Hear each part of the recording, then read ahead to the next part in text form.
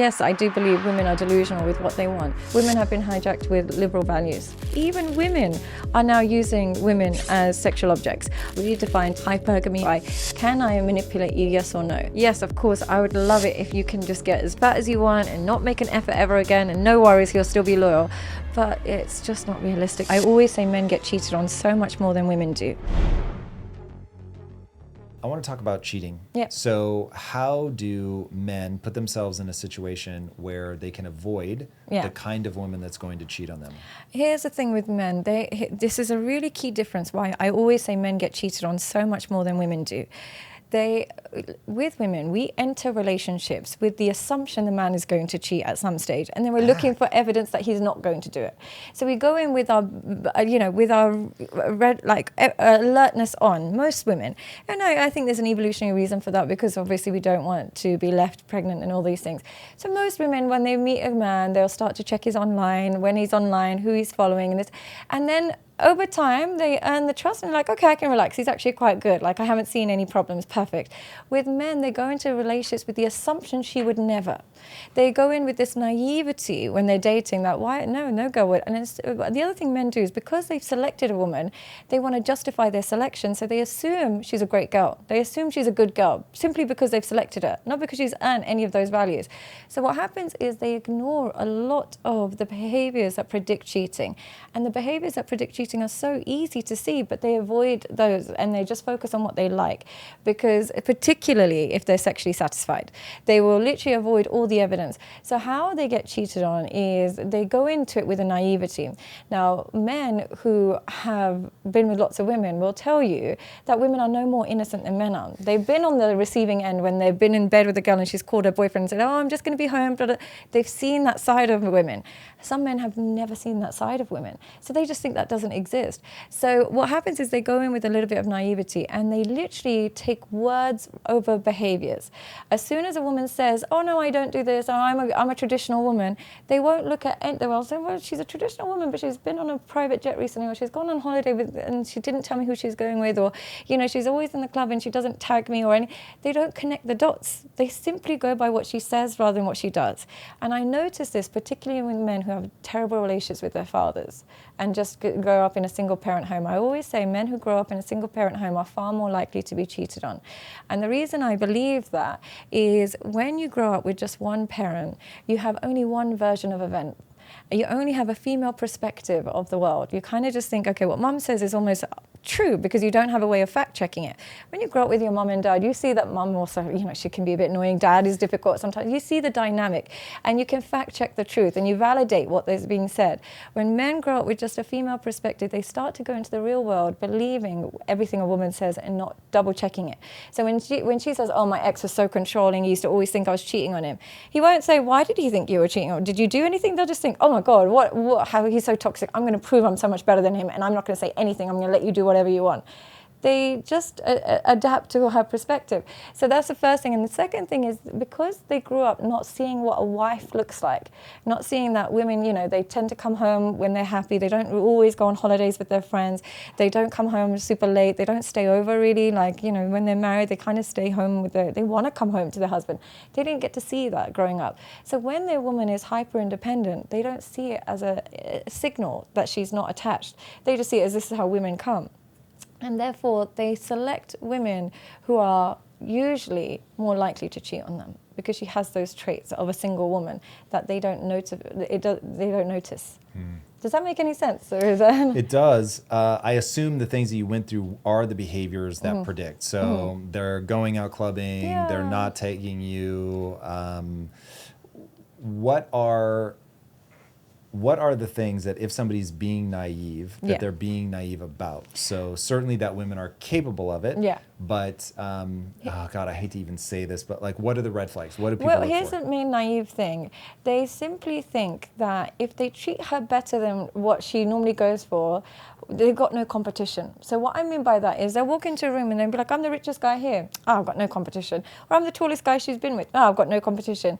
Your competition is not defined by other men. Your competition is by how loose her boundaries are and her values. You could be the best looking man she knows. You could be the richest man she knows. But if she is somebody who really values independence and really, really values her own kind of liberation, she will not care if she's cheating with someone less than you, more than you, whatever it is. It's her desire to be independent and not be caged. Now, what they'll do is they have this false sense of security that they've created for themselves rather than based on her behavior. Your sense of security should come from her level of dedication. How do you monitor her dedication? She naturally respects the relationship more than her independence. So what I mean by that is, yes, she might want to go to Mykonos every summer and she might want to go Monaco, but she understands that, when you're in a relationship, in those environments, it can get a little bit tricky. So I'll go, but I'll probably want my husband there, or I probably want you. What they think is, my woman would never. They don't think that my actual loyal women would rather not put themselves in those environments. They have this mentality that she wouldn't because I'm the best she has, but if you were truly the best she has, she wouldn't put herself in those environments. So look at her choices, look at what she chooses to do, and if she places herself in environments where alternatives are presented regularly, she does that, then she's probably not satisfied. And the other thing that they forget is some men, particularly young men in this generation, if she's bisexual or if she brings other women in and this, that, and the other, they're actually very happy about that. They really love that. They're like, oh my God, she's so cool. She got other women involved. The biggest chokehold you can have on a woman is when you're the only person that is able to sexually satisfy her. When you invite other people in, and man, woman, whatever it is, you're opening the door for her climaxing because of somebody else outside of you. You lose your chokehold in that moment. I see some of these really like red pill kind of guys who'd be like, oh, my woman, she lets me get with other girls and she even joins in. And the moment she can climax because of somebody other than you, you lose your chokehold over her. There is women out there that I know that are beautiful, got many options, but because they haven't been with many men and they're a bit like scared of their man, they'll stay loyal to him even if he's in jail. They won't go anywhere because they haven't tried other men. But other women, that because the man has opened that door for her and invited other stimulants into the relationship, you lose your ability to get complete and utter sexual submission from her when you invite too many alternatives for her. Okay. Mm-hmm. All right. This is very interesting. Mm-hmm. All right. So the first thing you said that really sparked me is this idea that too much independence is a problem. So remember, men and women, by the way, I just want to make that clear. It's for men and women, I would say that. This started with what should guys avoid if they want to avoid being cheated on? Yeah. And the answer is somebody who's too independent. Yeah. It's very interesting. Okay. So you're looking out for somebody that you want somebody that puts the relationship ahead of the independence. They're willing to give something up to get that. Yeah. How do you begin to draw boundaries around that? Like, what is the right amount of submission to the relationship, and at what point does it become controlling or stifling? Reasonable requests are not controlling. And what I mean by reasonable requests is objectively we can agree, it's not about me, it's not about you, we can agree that this isn't good for the relationship. So objectively it might be the case that, let's say you're going to live abroad for a couple of years or a couple of months, whatever, it's probably not good for the relationship. We can objectively agree on that. And even if it was the other way around, we would both agree. Or objectively we would agree that going out a lot on weekends, drinking alcohol, is not good for the relationship. So it's when we can both agree that it's not unreasonable. The way to handle boundaries as a man is you don't sit there and beg her to listen to you.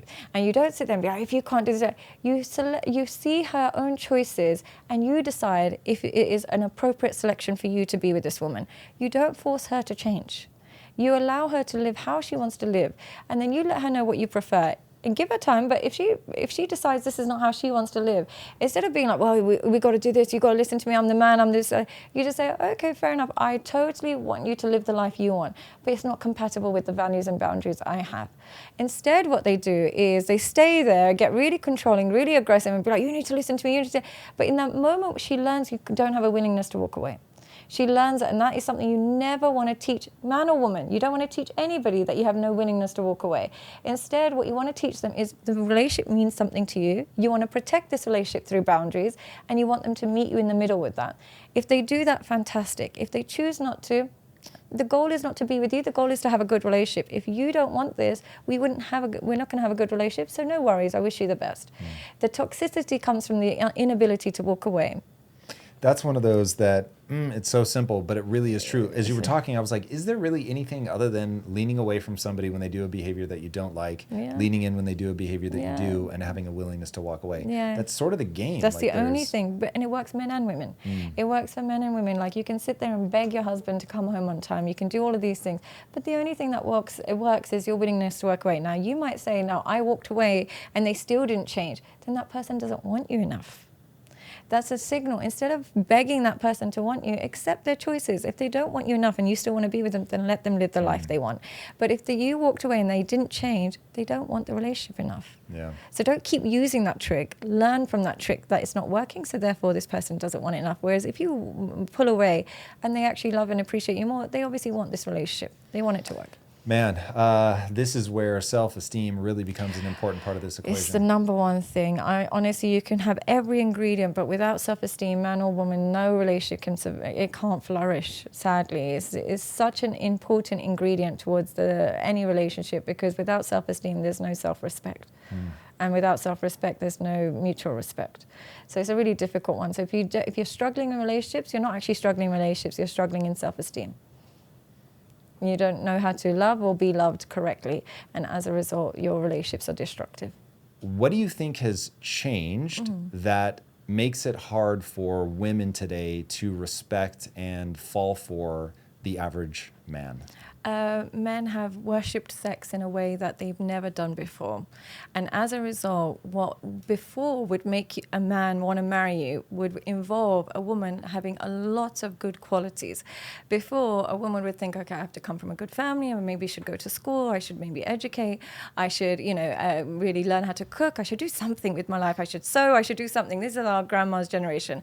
They knew that you make too many mistakes, you're going to be left on the shelf. In this day and age, the women that are actually the least promiscuous, the most traditional, don't have sexual experience, struggle to find a man. Whereas a woman with every surgery, with every tattoo, with all of her body out everywhere, she has endless queue of men. Now they're going to argue, no, but we don't want to marry those girls. They're actually lying. Men are very happy to marry the woman that gives them the most sexual pleasure. They think that's not true, but you ask them which of your exes or which woman had the biggest chokehold over you, and it will be usually the woman that they enjoyed the sex with the most.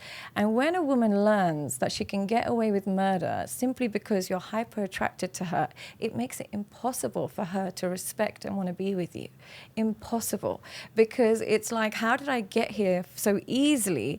You must not be valuable. Whereas when we know that certain behaviors will make us insufferable to you because you don't give us a free pass because of our appearance or our sexual performance, we can finally respect you. So because of the culture we've got today, and because how men have worshipped sex in a way that they never really did before, I'm not blaming them, I'm blaming societal changes. It's made it very difficult for us to respect the man that we know, if we just simply know exactly how he likes it, he'll forgive us in 5 minutes. Or if we know when we turn our back, he'll be downloading an OnlyFans subscription. It's hard for us to respect that man.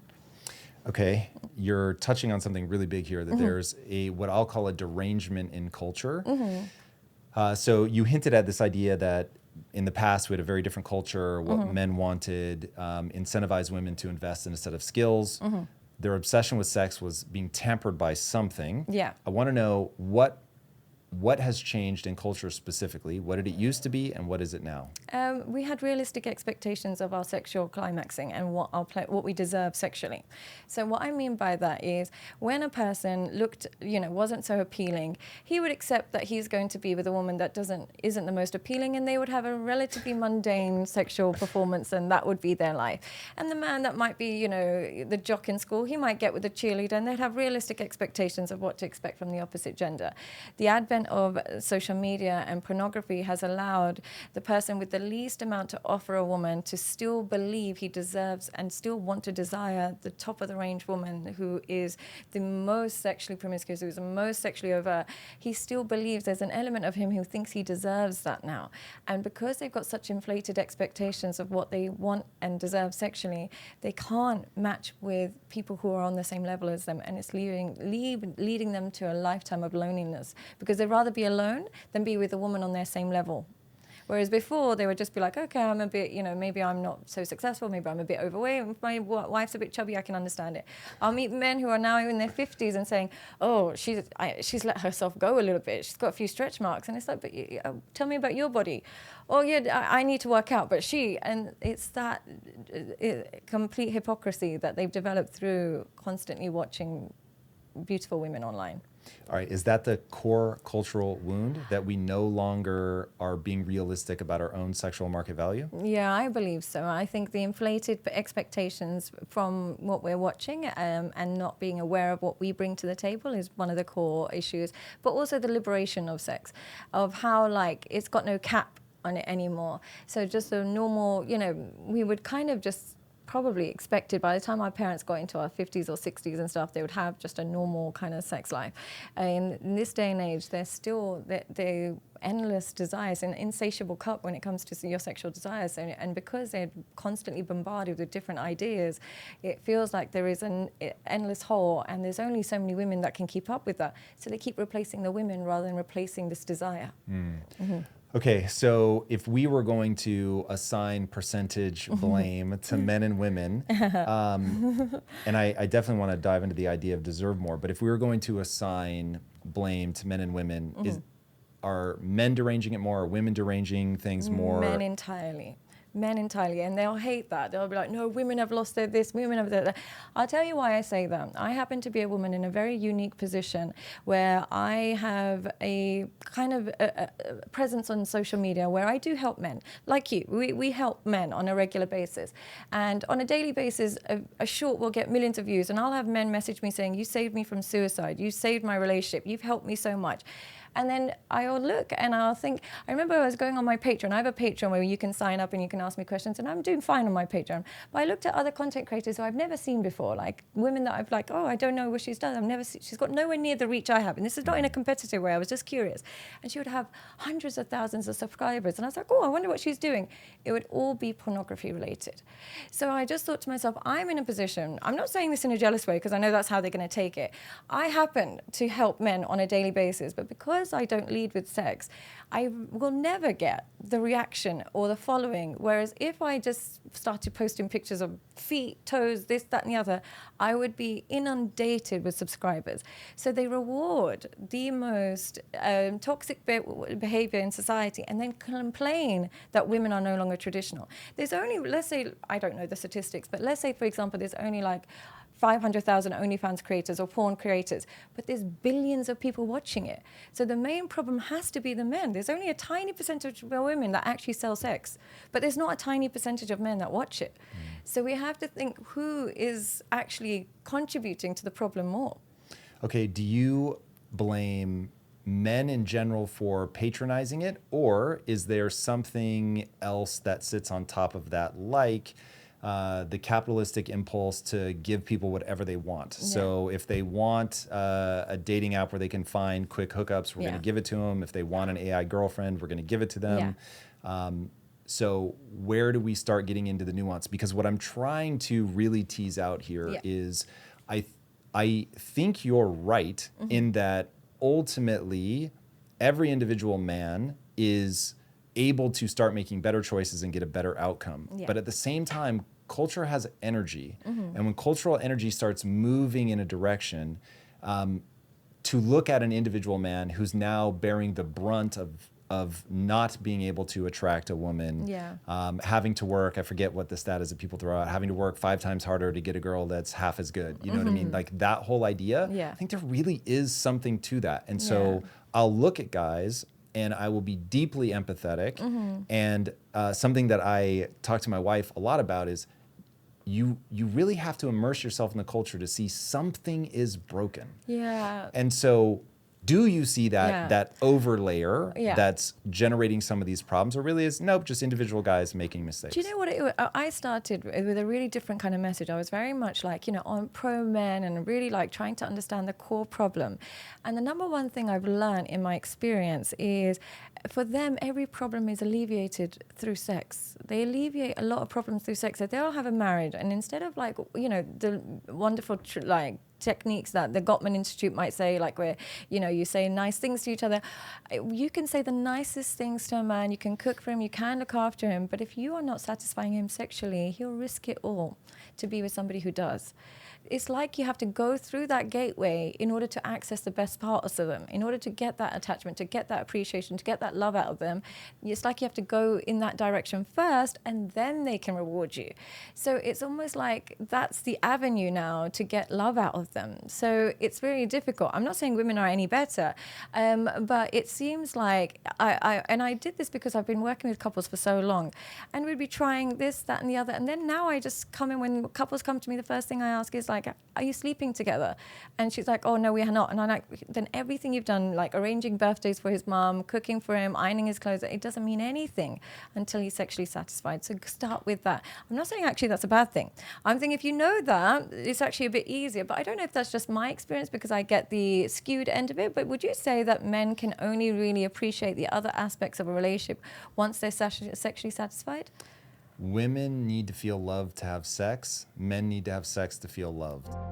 The US dollar's value is being rapidly eroded, and if you want to have at least some of your investable dollars and assets that can't be inflated, you should look at gold. Gold has proven to be a good long-term store of value since literally the Roman times, which is why, even though I have the vast majority of my holdings in crypto, I have a percentage of my portfolio in gold. And if you're interested in learning more about gold, I recommend you contact American Hartford Gold. If you tell them I sent you, you can get up to $15,000 of free silver on your first qualifying order. Click the link in the description or call 866-934-4005 or text IMPACT to 65532.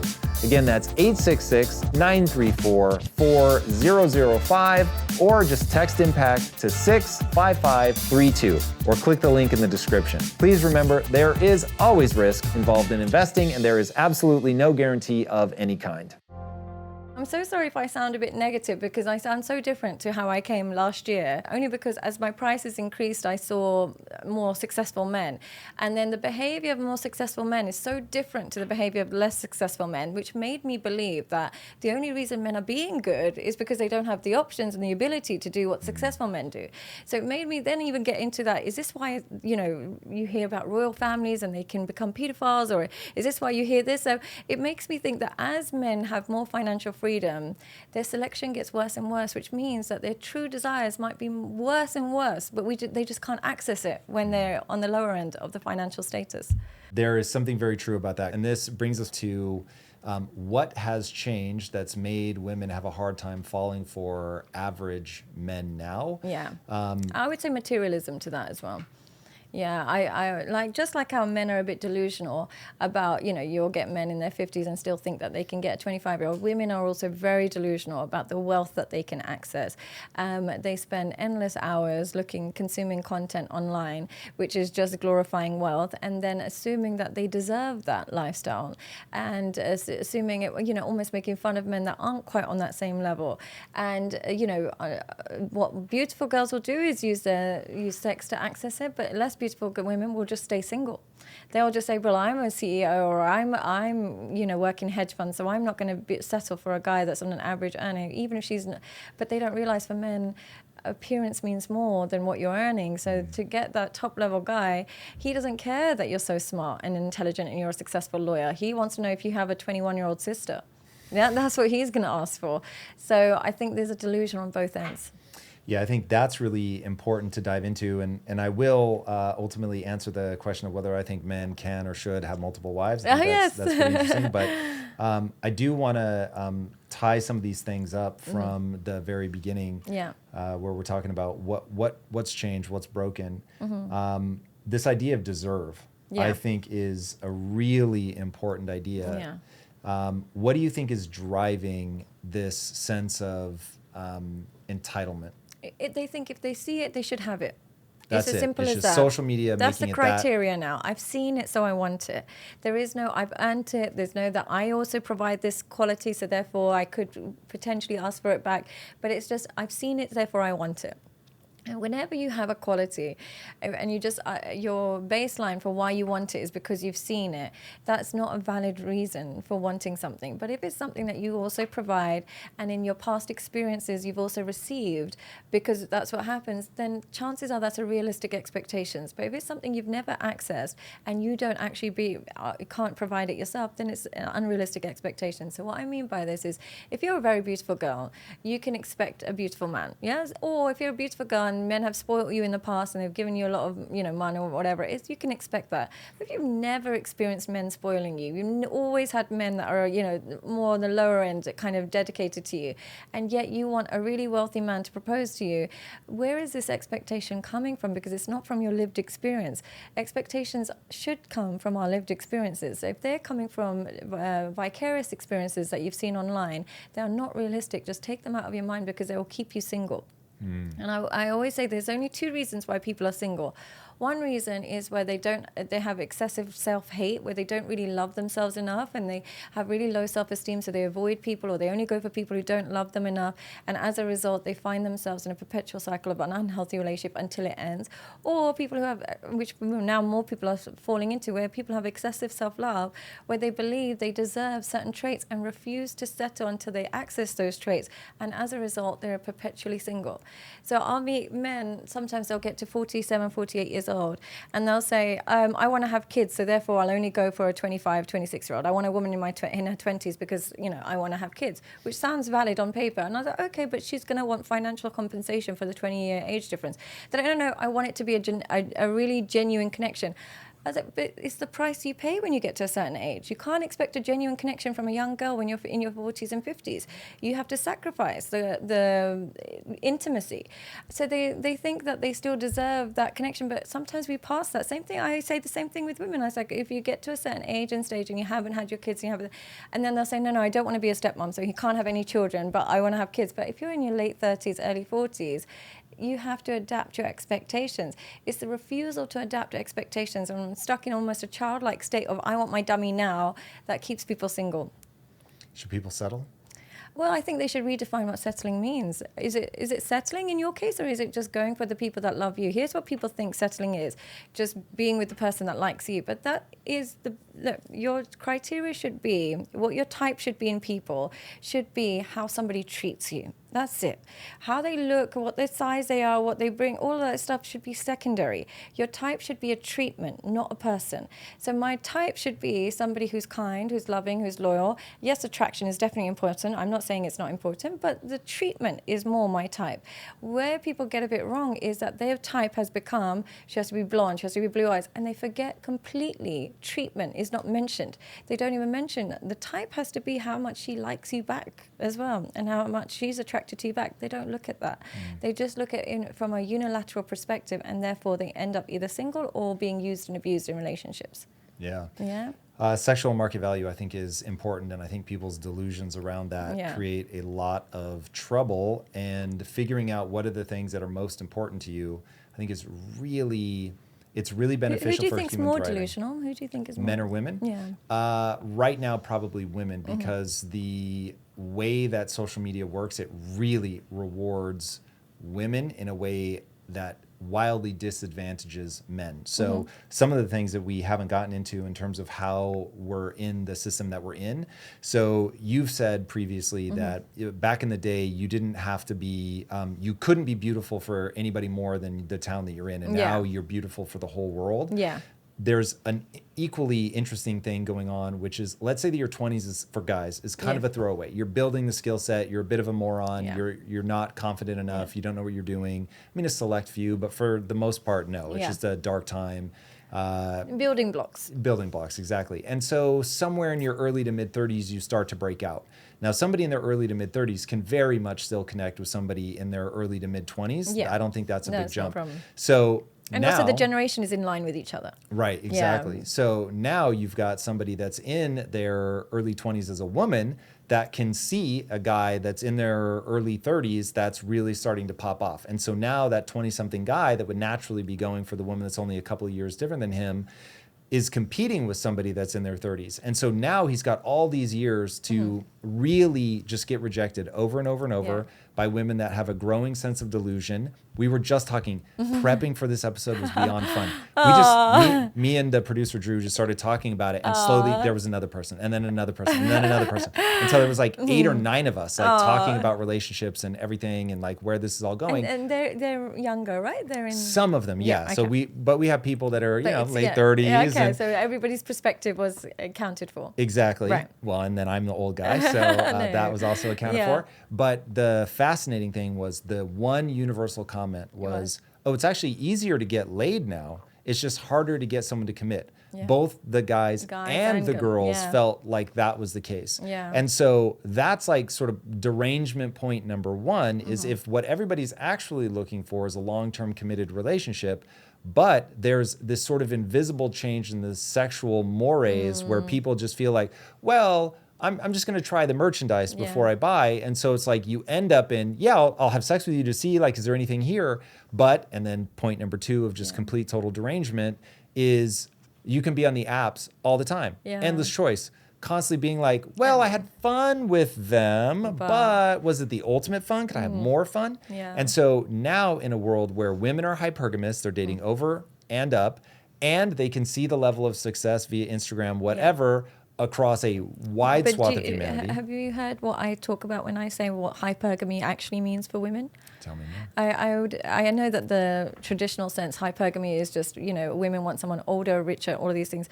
I say actually none of that matters. Women, actually their definition of hypergamy is the man that she can't manipulate. That's the only man she'll find hypergamous.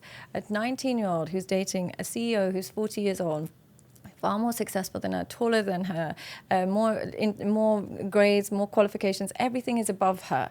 You would say that she's hypergamous. I can guarantee you, if she can manipulate every money, every piece, get rent from him, get a car, she will still throw him in the dust and find somebody that she actually respects.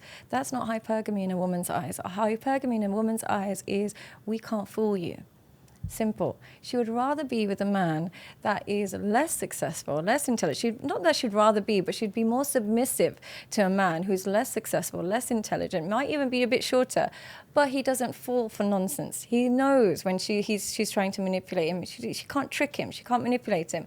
So I believe hypergamy is defined purely by the art of manipulation, not actually by the arbitrary things. Of course, we want someone richer and taller, but the baseline of that only matters if you're more intelligent than us. And we don't define intelligence by financial success. We define intelligence by, can I manipulate you, yes or no?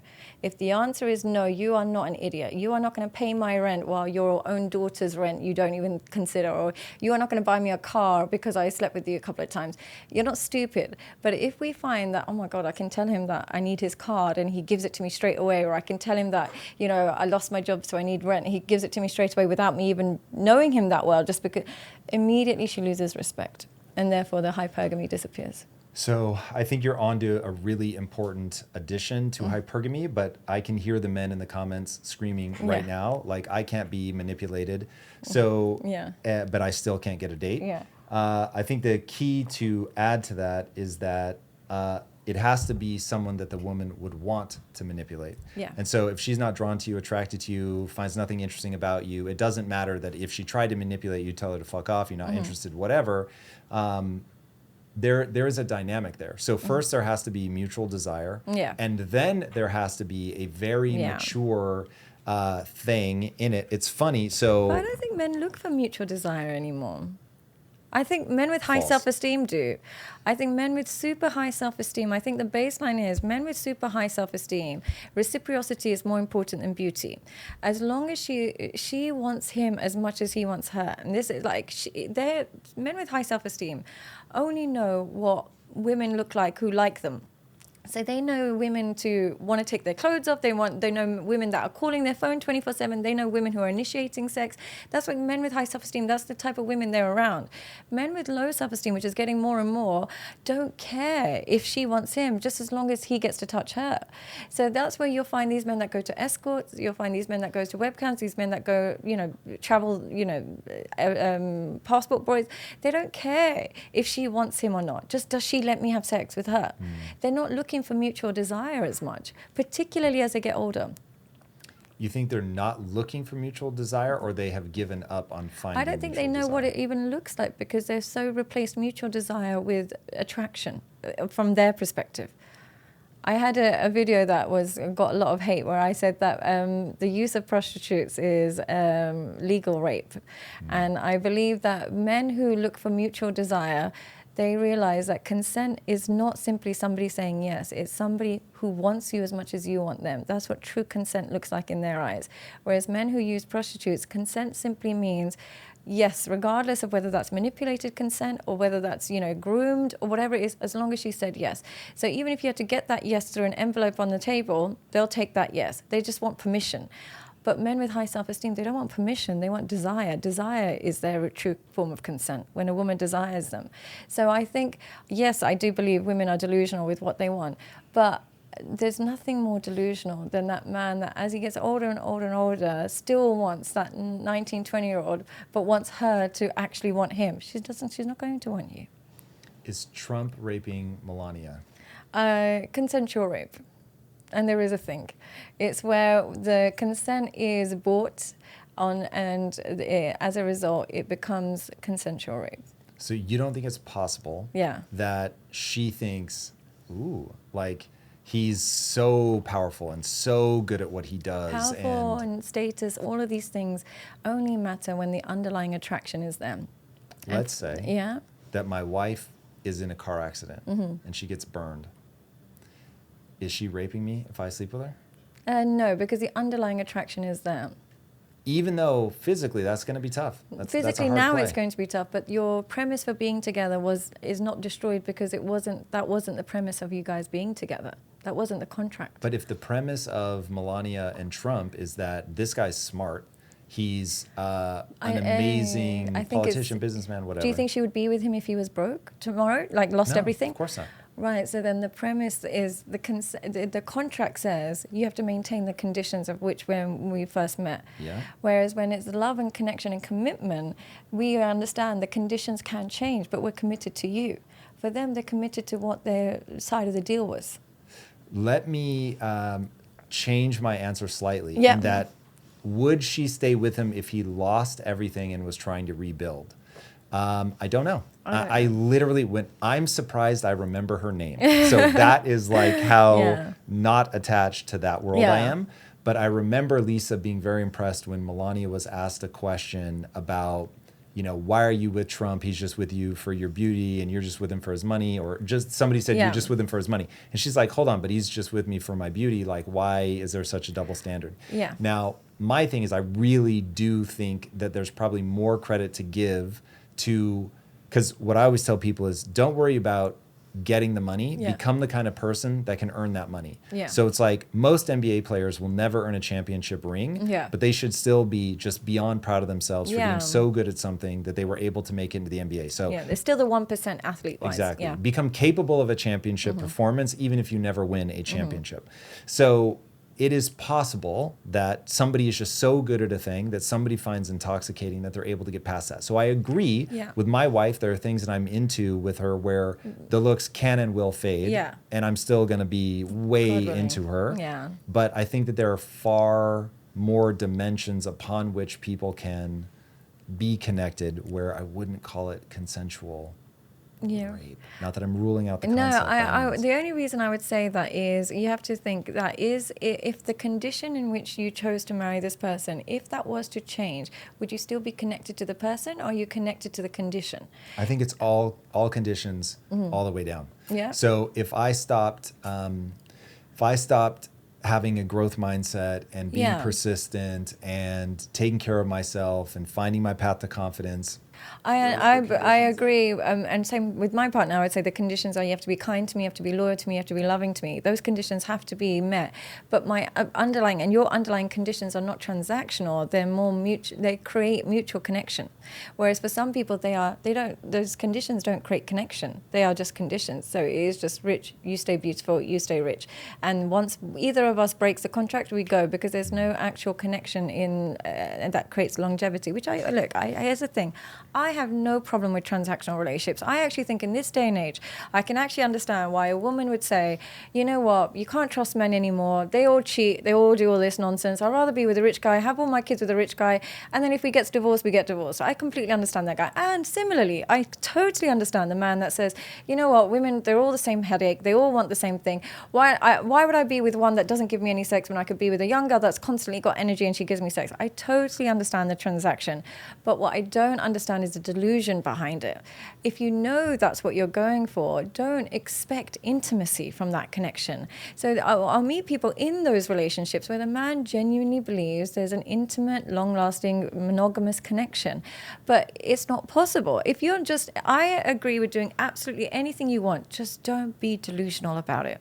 If you're dating a woman half your age that doesn't speak the same language, totally fine, you're using her for her beauty, but expect her to be using you for your looks. Men are genuinely believe, no, she loves me. She loves me because of the term hypergamy, because I'm more powerful, more successful. Women only care about those things more once they're fundamentally attracted to you. They have to be attracted to you first, then we give a shit if you're intelligent and powerful and successful. But if that underlying attraction is not there, then we're just using you. And the underlying attraction can't be there when there's a significant age gap. Some people will say, no, it can. 90% of the time when couples like that happen, she always leaves with a younger man.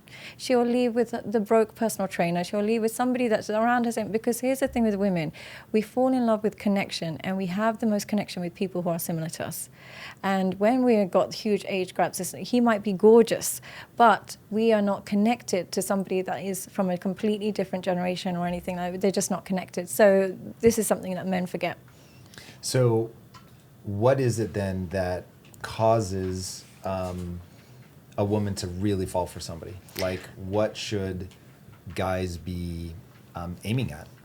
She has to be naturally attracted to you, first and foremost. So she can't fall in love without some element of her natural. Based on what? Like, if guys are going to go collect skills or attributes, what are the skills, attributes that women find enticing? Well, outside of her naturally being, I always choose women who are attracted to you. I always say to men, you will never, ever get the same level of respect and love from a woman who's not attracted to you. Choose a woman who's attracted to you. When you try and bypass that because you want a woman out of your league and you just want that, she can be out of your league as long as she's still attracted to you. Some women are just attracted to you regardless, so she has to be attracted. And how you measure how attracted she is to you is how much a physical affection she initiates. It doesn't have to be, women won't always initiate sex, but when we're attracted to a man, we constantly initiate physical contact. So how much she has to be attracted to you. Once she's attracted to you, she has to trust your judgment. How does she trust your judgment? You have intense amount of self-control. With all areas of your life, you're controlled with your money, you're controlled with your food, you're in control with your intelligence, everything. You have self-control. If you are impulsive and you are chaotic, some women will find that attractive, but they are usually also very impulsive and chaotic women. Most women want a man that they know is naturally somewhat responsible. It might sound boring in the short term, but in the long run, there is nothing more unattractive than an old teenager. What is an old teenager? A grown man who's still impulsive. So don't be that guy. It's just not attractive to a woman. Learn to control your impulses, whether that means your aggression, whether that means your anger, whether that means your sex, whether that means your food. You learn the art of self-control, because only through self-control, then you can achieve whatever you want. But without self-control, it's like you have to stop and start. Everything you start in life, you have to stop and start, whether you make money or whether you start a great relationship. If you don't practice self-control, you won't have self-respect, and therefore you won't actually achieve your long-term vision. So really practice a lot of self-control. I would say that is really important for women. And, the usual, obviously, charm and skills and all those things, but you live a life that you're proud of. one problem with men that, not men, but it can be for a lot of people, is what's really unattractive is when a man lives a double life. There are so many men that in public, they might be very admirable, might be very successful, whatever it is, but their private life is one that is shambolic, or one that they're embarrassed of, or they're ashamed of. They might be doing things privately that they're not proud of. You need to become a man that if there was a camera following you in private, you would actually be proud of the things that you do in private. Whereas when you live a double life, the problem is you'll have to use your false self to attract a woman, and then she'll discover the real you and she'll leave.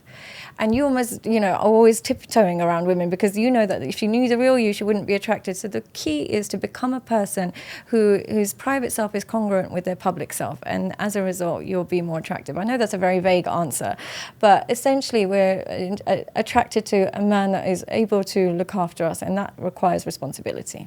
Yeah, I won't say that it's a vague answer, but I think it would be useful to understand, one, why aren't men doing this now? Because this is just all from my generation, just common sense. Yeah. So why aren't men doing it now? And then how does this manifest? Like, go start a business, go... Sadly, the reason why they're not doing it now is impulsivity is still rewarded by women, because before they would have to earn sex and they'd have to earn access to women.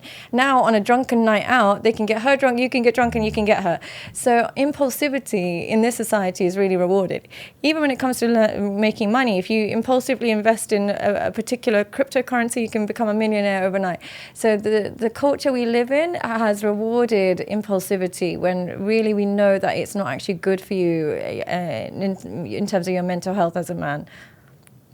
That's really interesting. So no restrictions on sex means that men don't have to grow up. They don't have to have delayed gratification.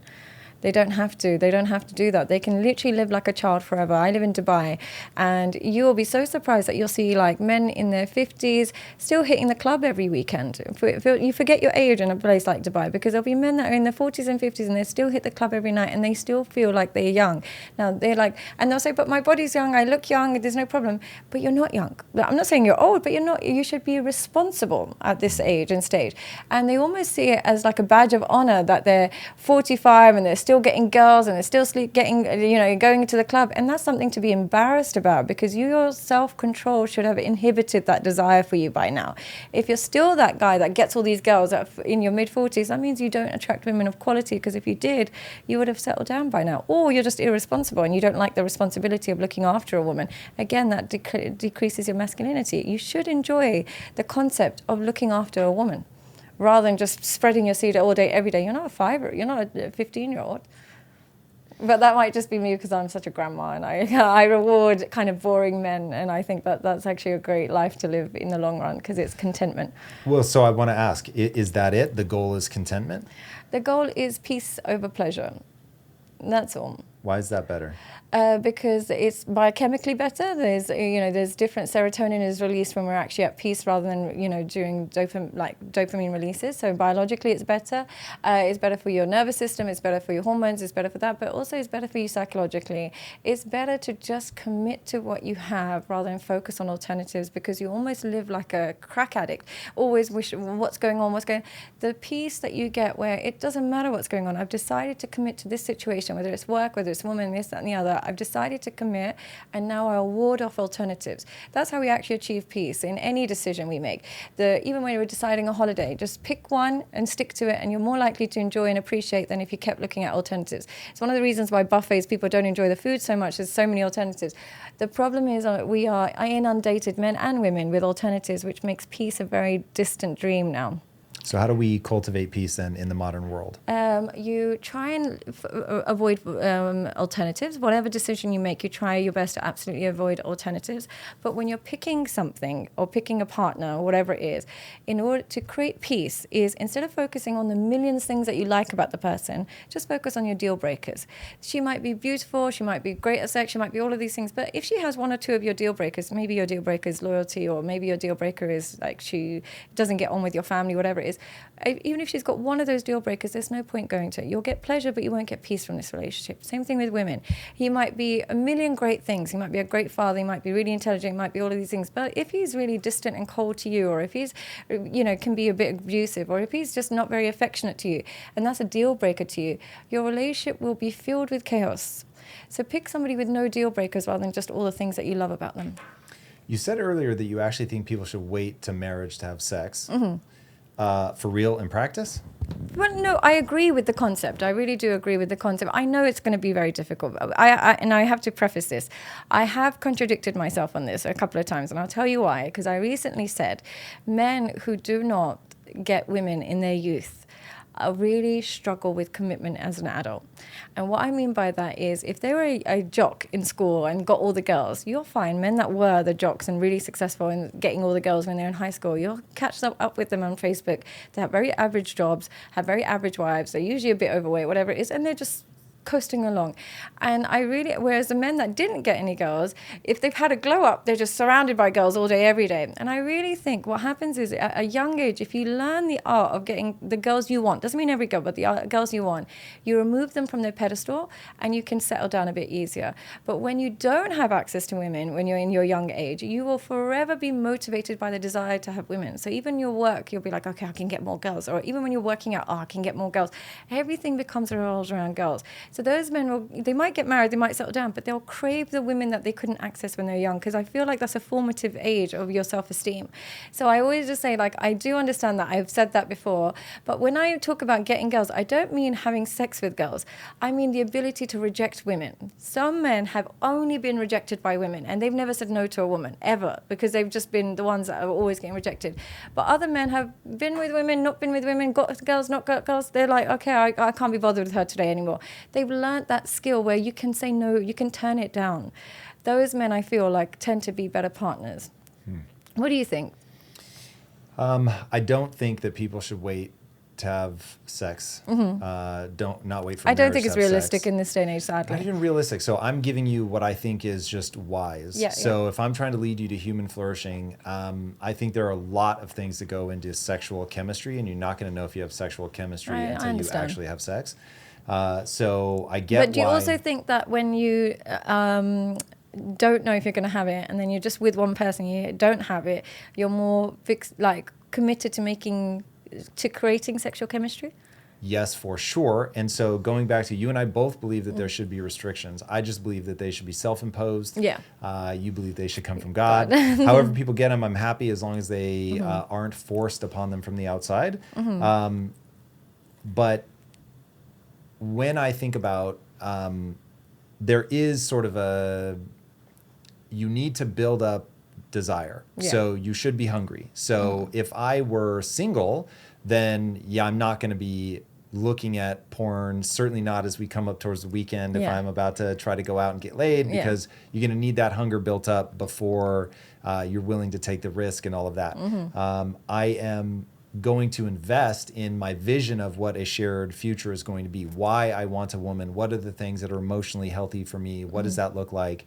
I'm going to map my values. I'm going to talk about, I've been talking about what I wanted in a wife since I was like 18. So and the thing is that ended up working for me because one, I knew it when I saw it. Because I literally laid out, here are the things that I'm looking for from values, from traits. And when I found it, I was like, oh, wow, like this is, I remember saying I'm either never getting married or I'm marrying this girl. Needless to say how that played out. So I do think all that is important, but I also think that just like it is very fair of people to say that I can't possibly understand what it actually means to have a child because I don't have a child. You can't possibly understand what it means to have sex if you've never had sex. And given how important that's going to be for the rest of your life, not trying it's going to be hard. Is there a reason why men value it so much more? Like, is it like, why does your life revolve around it so much? I'm so curious. You mentioned this earlier, and you said a phrase that was so accurate that I wanted to say something. Why didn't you? Well, because I think it's good to map what somebody thinks first. But now I'll go back to it and say, you said they're obsessed with vagina. Both of those words are accurate.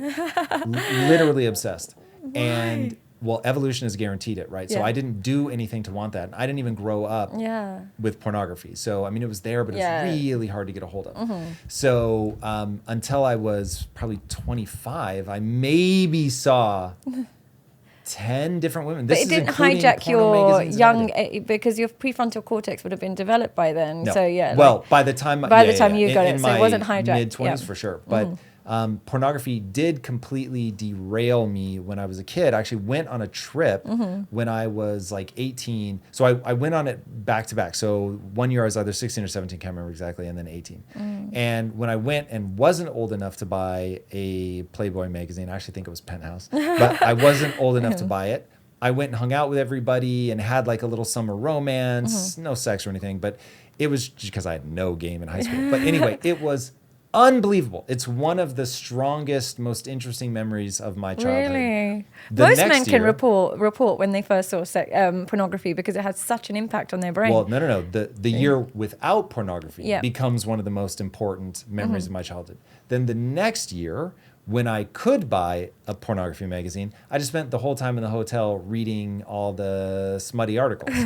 And so I ended up being kind of ashamed of that trip because I was like, wait, last year when I didn't have this, I had such a ball because I engaged with everybody. And now that I'm in the grips of this thing that has grabbed a hold of my brain, I did something that I look back on and go, it wasn't as profound. And don't get me wrong, the amplitude of the being engrossed in the sex is very, very high amplitude, but it was devoid of meaning.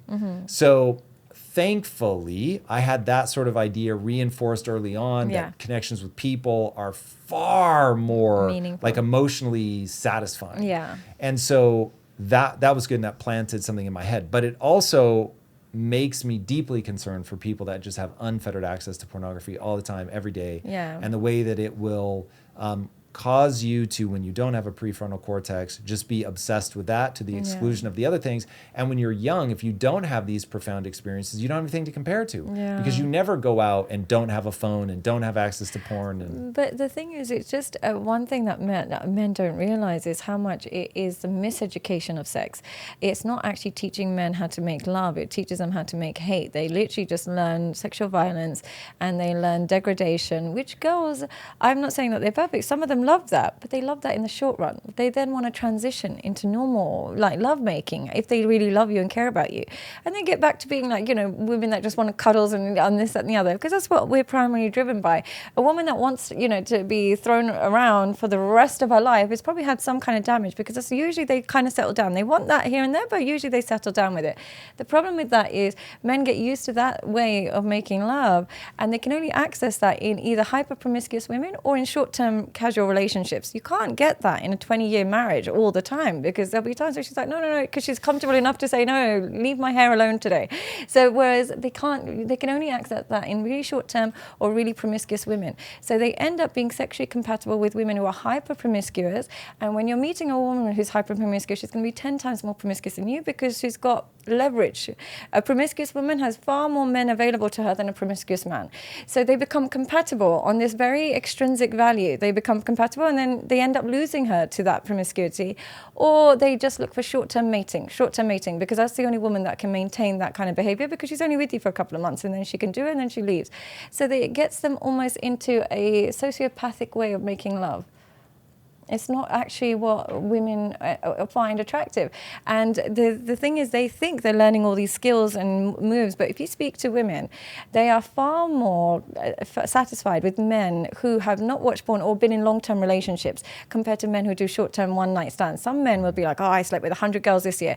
If you've slept with so many so many women, and you've got loads of one-night stands behind your belts, that is an indicator you are not good at sex. The man that actually has more long-term relationships is far better, and there's been so much research to support this, because you don't have any repeat customers if you're just doing one-night stands. So you don't learn anything about women, and you don't learn what pleases them, what doesn't please them. Whereas men that have been in long-term relationships, fewer women, but have been there with them longer, they learn how to read a woman's body.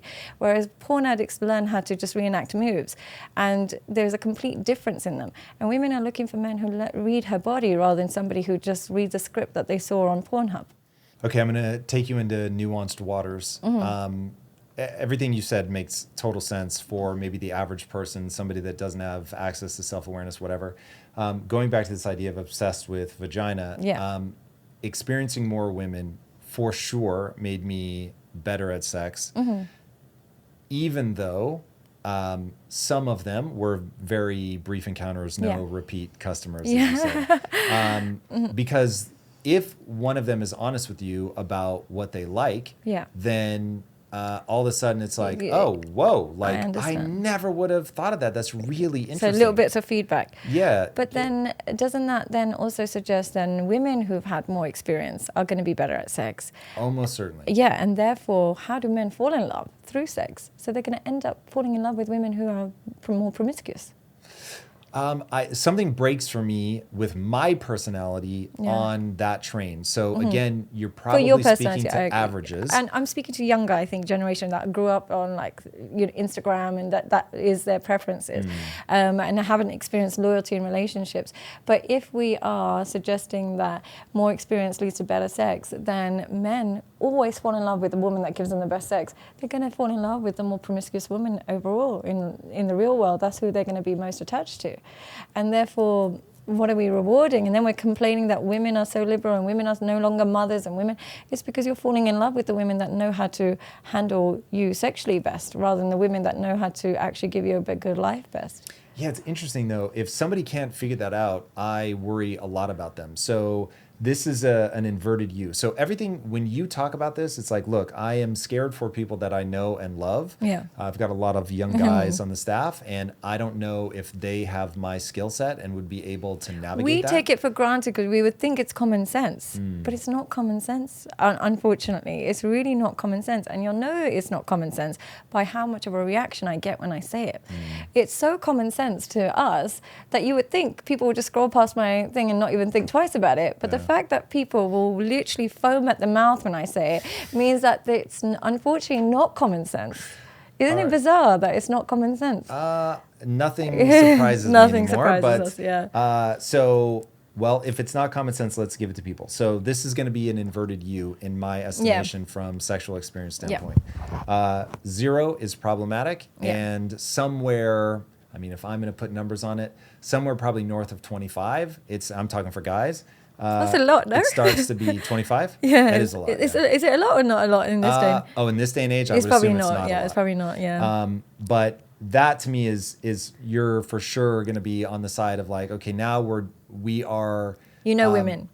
You probably knew women somewhere around 7, 8, 9, 10 in there. Like you've had enough variety. But anyway, if somebody got to 25, going back to this idea of obsession with vagina, nature squeezes your brain in a way you can't imagine when you're having sex with a novel female. It's really unbelievable. Now, I love that I can talk to my wife about this because I'm like, you just don't understand. Like there are few things that are as gripping as that. And I can't speak for all women, but from a female perspective, there's nothing more, for me, there would be nothing more traumatizing than having to sleep with somebody new. Yeah. Isn't that so weird? It is because I'm obsessed with evolutionary biology, it is not weird in the slightest. Yeah. Everything about evolution predicts that would be true. So in a world where you could die having kids and I could impregnate somebody in 4 minutes, never see them again, and now I have a child that's out there somewhere, our strategies are just so totally different. So you have to develop a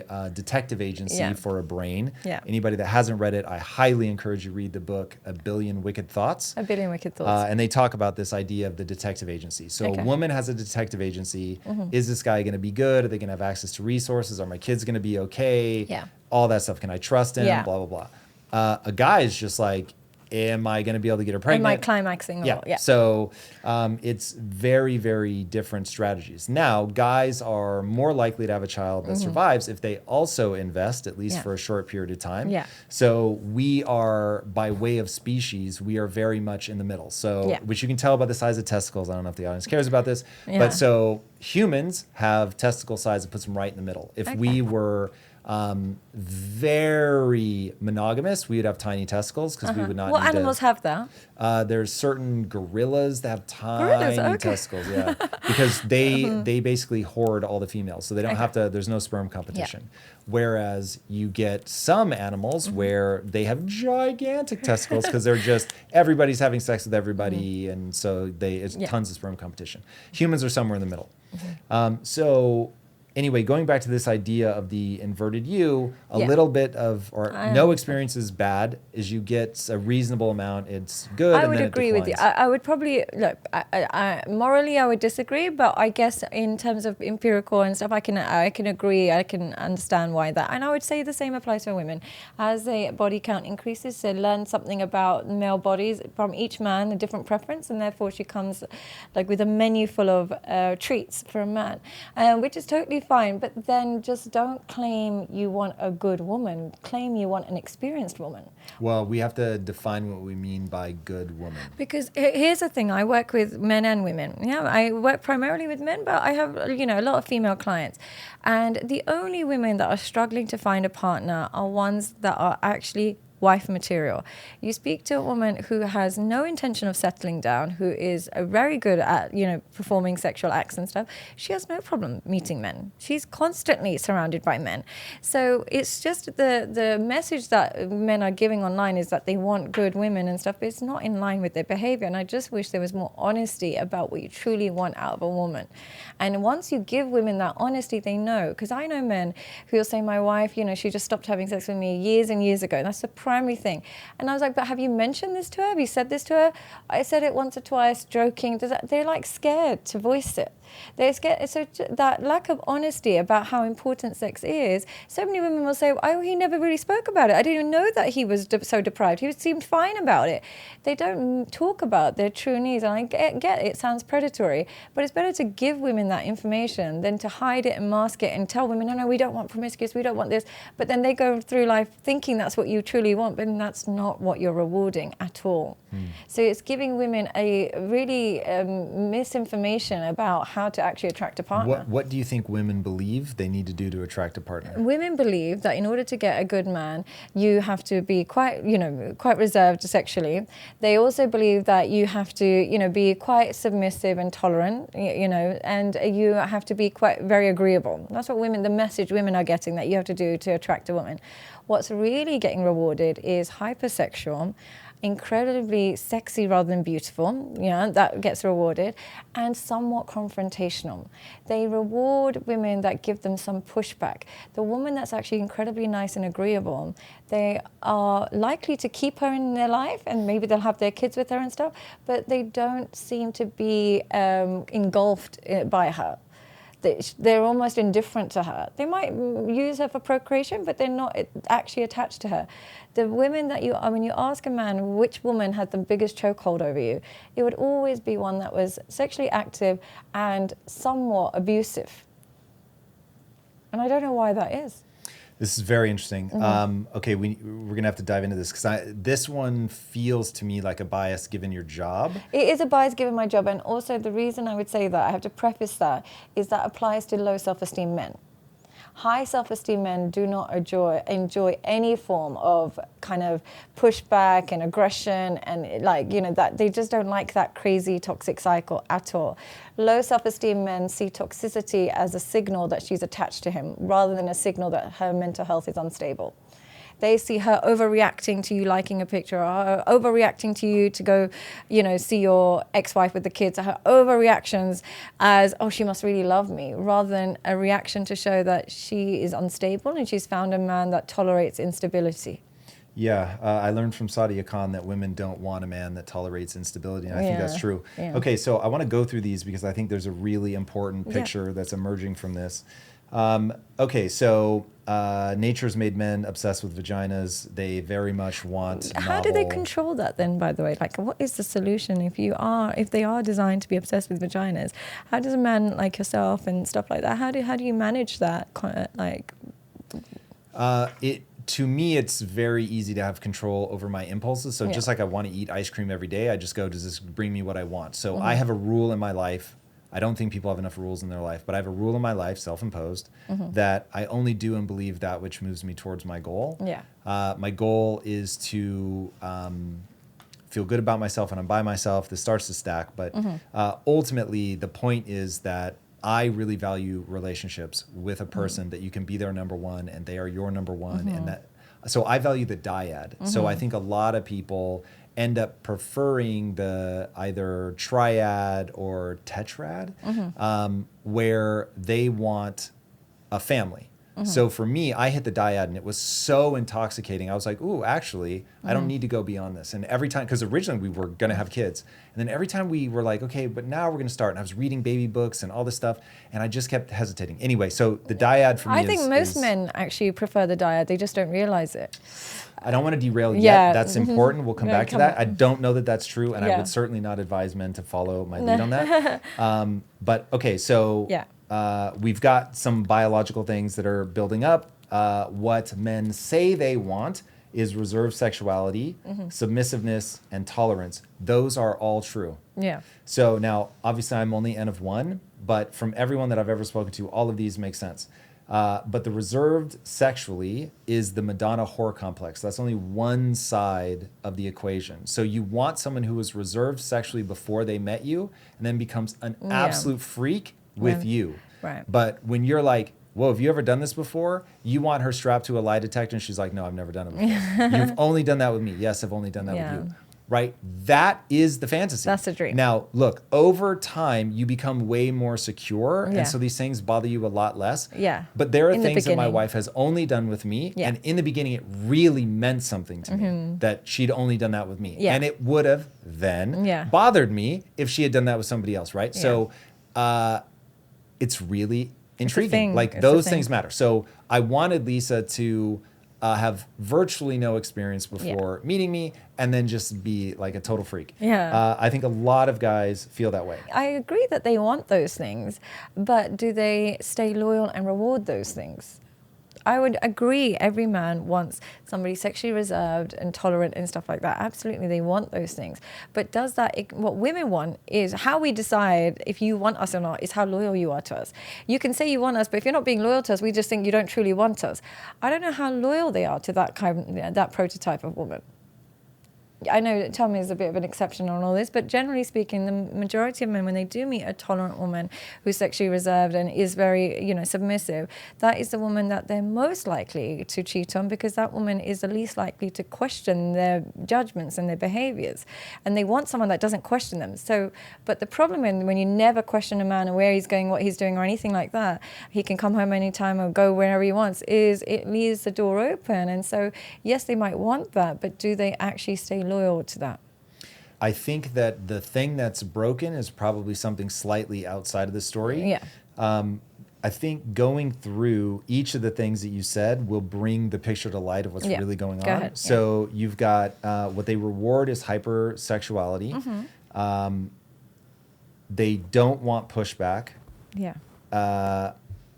They're not actually attaching to these people, and they end up stuck with people that are a little abusive, and they're in these toxic cycles.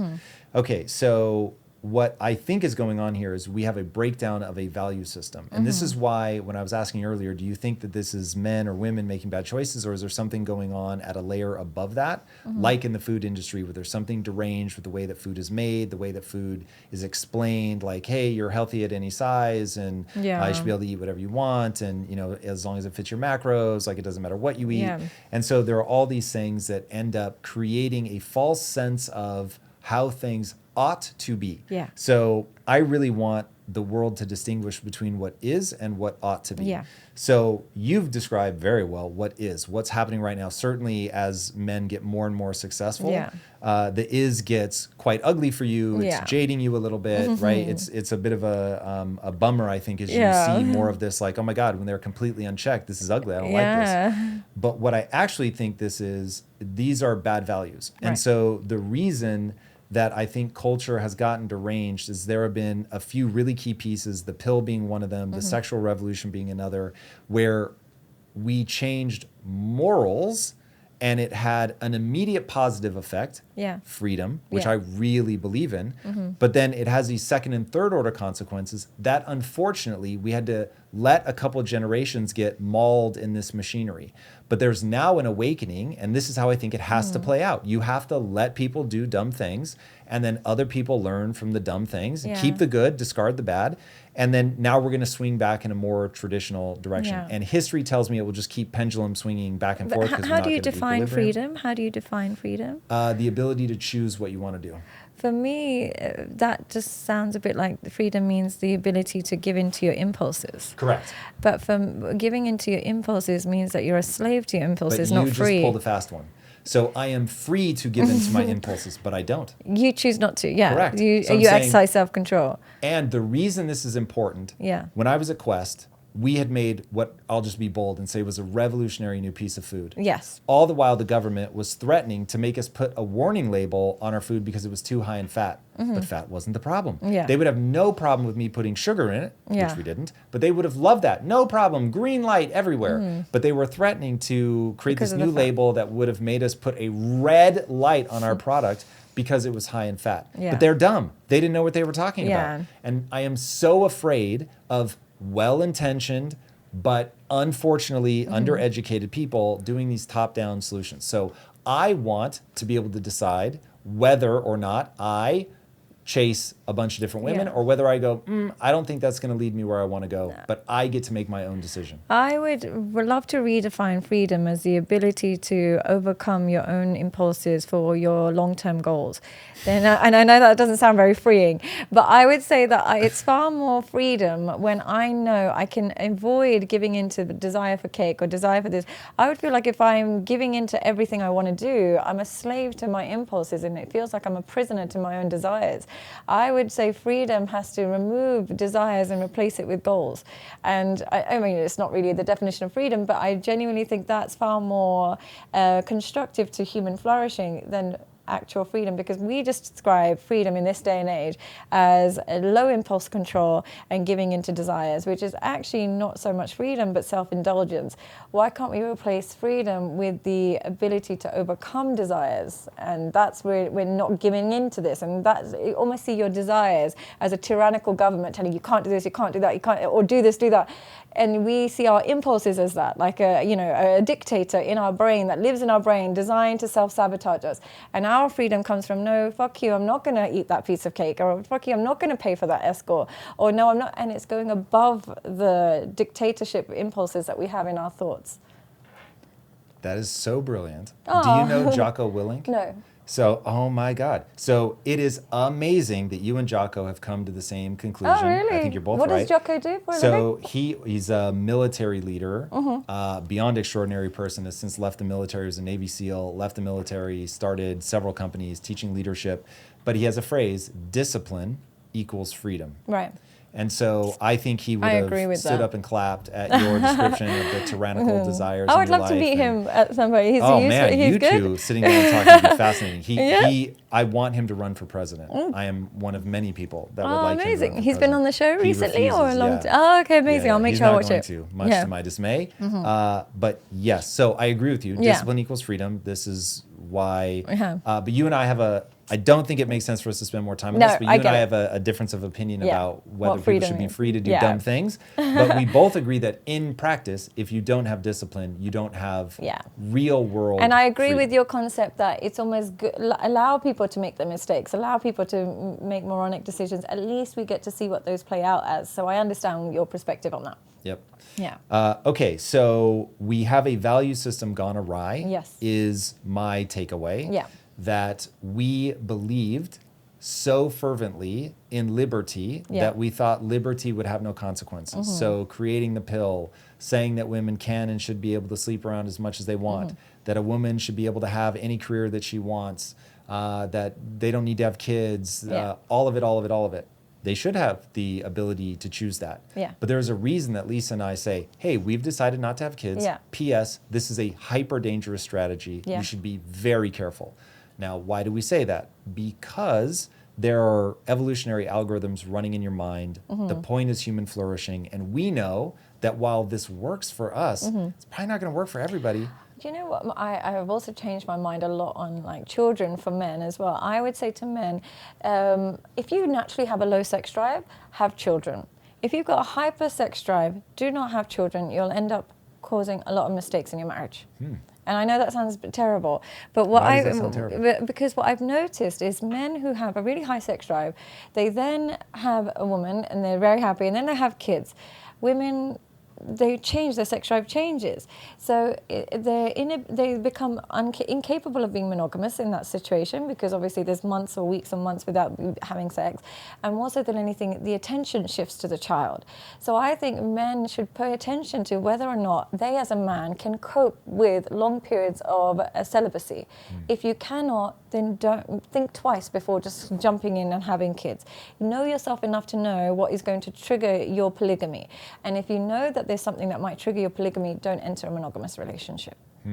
Yes, that's very interesting. And so many of them get jealous with the amount of attention that a woman gives her children, and so many of them then start seeking a feeling of being loved and adored that they used to get from their wife.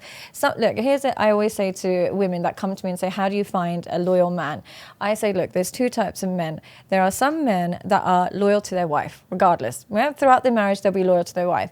There are other men who are loyal to the woman they fell in love with.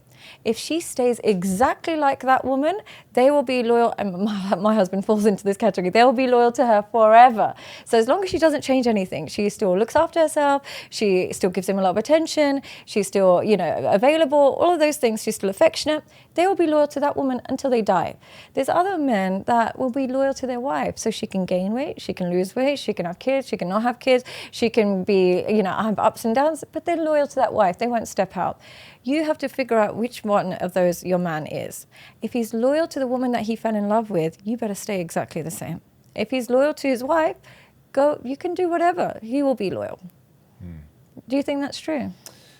Well, you certainly described me. I am loyal to Lisa. And so I have a whole thing in my psychology about I want to know what it looks like to share a life. And so I married a woman who stayed at home, who took care of my needs, who was going to have kids, and she ended up turning into an entrepreneur and all of that. Now, what's interesting is that it's so funny when people watch the episode that I did recently with Lisa, they're like, oh, she wears the pants in the family, and oh, Tom's beta. It's like, bitch, if you watch the whole episode, you are going to realize very quickly that isn't true. No. That I have a really strong belief that my job is to uplift her and to help her become the best version of herself and who she wants to be.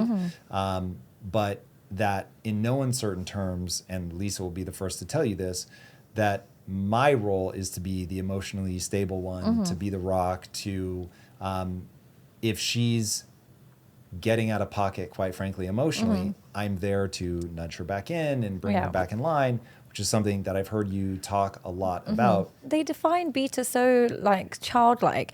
If you just have a strong woman and you support her, oh, you're beta. Beta is simply a case that you have a wife that absolutely adores you and loves you.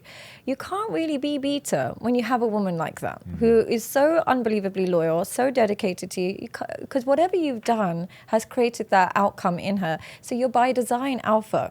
Whereas beta, what I would say is when you have, in a relationship sense, is when you have a woman who's disrespectful, disloyal, is not madly in love with you, and instead of leaving, you reward that behavior. That is beta. But if you've got a very loving, loyal wife, which you, praise be to God, do have, it's impossibility for you to be a beta, because how did you manage to get this connection out of her? How did you get this dedication out of her? How did you get this loyalty out of her? So the dynamic can't be beta, in my opinion. Yeah, I haven't looked closely enough at the problem to know if a woman can really fall and commit to a beta male. There are relationships in my circle, people that I know but not well, where they very much fit the description of he really is beta and she really is alpha. I'm not inside their house. I don't know if it's But is she dedicated and loyal to him? It seems to be from the outside. Then but it's limited in how beta. It might be just a case of he's a people pleaser or he's sensitive. But I really think beta is more of a case of rewarding disloyalty, rewarding promiscuity, or begging that for for attention. sure is a simp. Yeah. No doubt. Yeah, so I would No say doubt. that's more what I lean into when I define beta. If your wife is loving and loyal to you, I don't care how you got that out of her, you got that out of her, so therefore your relationship is relatively good. But if she is disrespectful and disloyal, doesn't matter if you then stamp your authority and you've got muscles, you're still not alpha. You cannot be alpha. It's an impossibility. So I would just say that the level of loyalty that you've derived out of your wife would make it difficult for me to believe it's beta. Yeah, no, I very much agree that, God, would I go into the alpha beta? At least I used to talk in these terms for a long time. I don't really talk into these terms. And so I also hate the high value, low value kind of. Well, that got spoiled, didn't it? So I don't know why I'm hesitant. I don't like the terms alpha and beta, but I will say, here's what I think is a mature dynamic. Yeah. There are things that I'm better at than my wife. In those moments, I should lead. There are things that my wife is better at than I am. In those times, she should lead. When you balance it all out, my wife will tell you that I'm the right person to lead most of the time. Yeah. And so if you say, Lisa, who's the leader in the family? She'll say, it's my husband for sure, 100%. But I was a fool in the early days when I thought I had to lead all the time and she would only respect me if I was like alpha dominant. Yeah. And so there is a lack of maturity in that. Yeah. Well, good leadership is knowing when to delegate. Correct. And therefore, you have a wife that you can delegate things to. If you've chosen a wife that you can't delegate anything to and you just have to lead everything, you haven't got a wife, you've got a child. And that's not very good leadership. That's just poor delegation. Yeah. And I think, so going back, okay, this is a breakdown of values. It's a breakdown of a vision of what the future really should look like, I think, because I think that men now are in some ways getting confused about what they want. Do I want a partner or do I want a sex toy? And if you want a sex toy, fine, but there are trade-offs. You are going to give up a meaningful part of the human experience.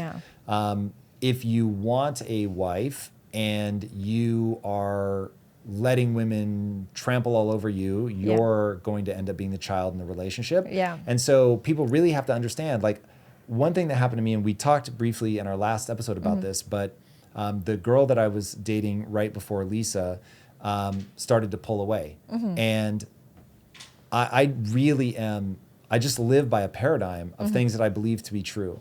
And one of the things that I believe to be true was, if somebody pulls away from you, the only wise response is to reciprocate and pull away from them. And so she pulled away from me, I pulled away from her, and then that brought her closer to me. And I was like, I can't believe this works. And so I was like, okay, that's hysterical, but fine, got it. I was also told that you need to be an asshole if you want to get laid. It's not that, it's confidence. But so literally, I'm not joking. Let's say I learned that at 5 p.m. on a Wednesday night. By 5 p.m. on Thursday, I was able to get laid. It was hysterical. It makes that much of a difference, from one day to the next, because you actually now have the unlock. Oh, I get it. I can't have fear of loss.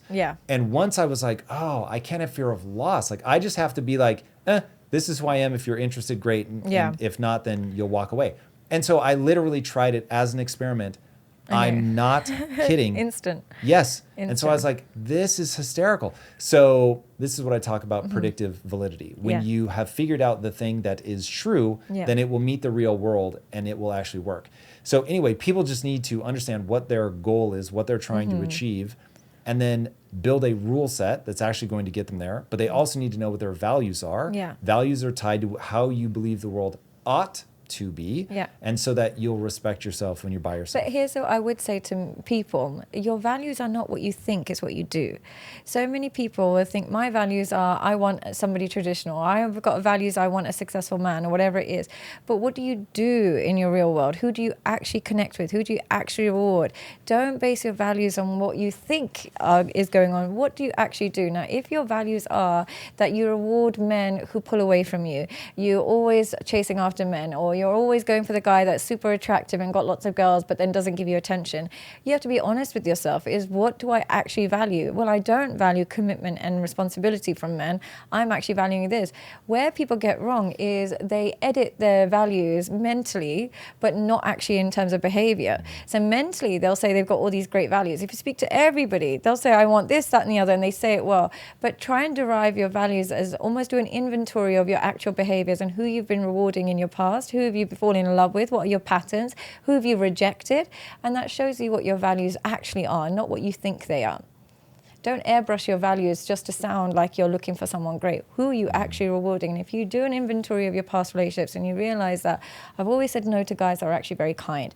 I've always been very attached to men that are toxic and, you know, unavailable. I kind of always attached to men who are following a bunch of bikini girls online. And so your values are a bit like, they're not consistent. That your values are you're looking for somebody who deprives you of the commitment and connection. Now that you know your value, you can either change it or accept it. But don't delude yourself into thinking you've got the right values when you're in the dating pool, because that will have you confused, because you'll think you're doing nothing wrong and you just can't find the right guy. But it's not that you're doing nothing wrong and you can't find the right guy. It's because you're rewarding the wrong and then assuming you still want the right guy. Yeah, getting your values right. Getting your look at your behaviors. They'll tell you your values. I can say I'm really healthy, but I never go to the gym and I don't eat healthy.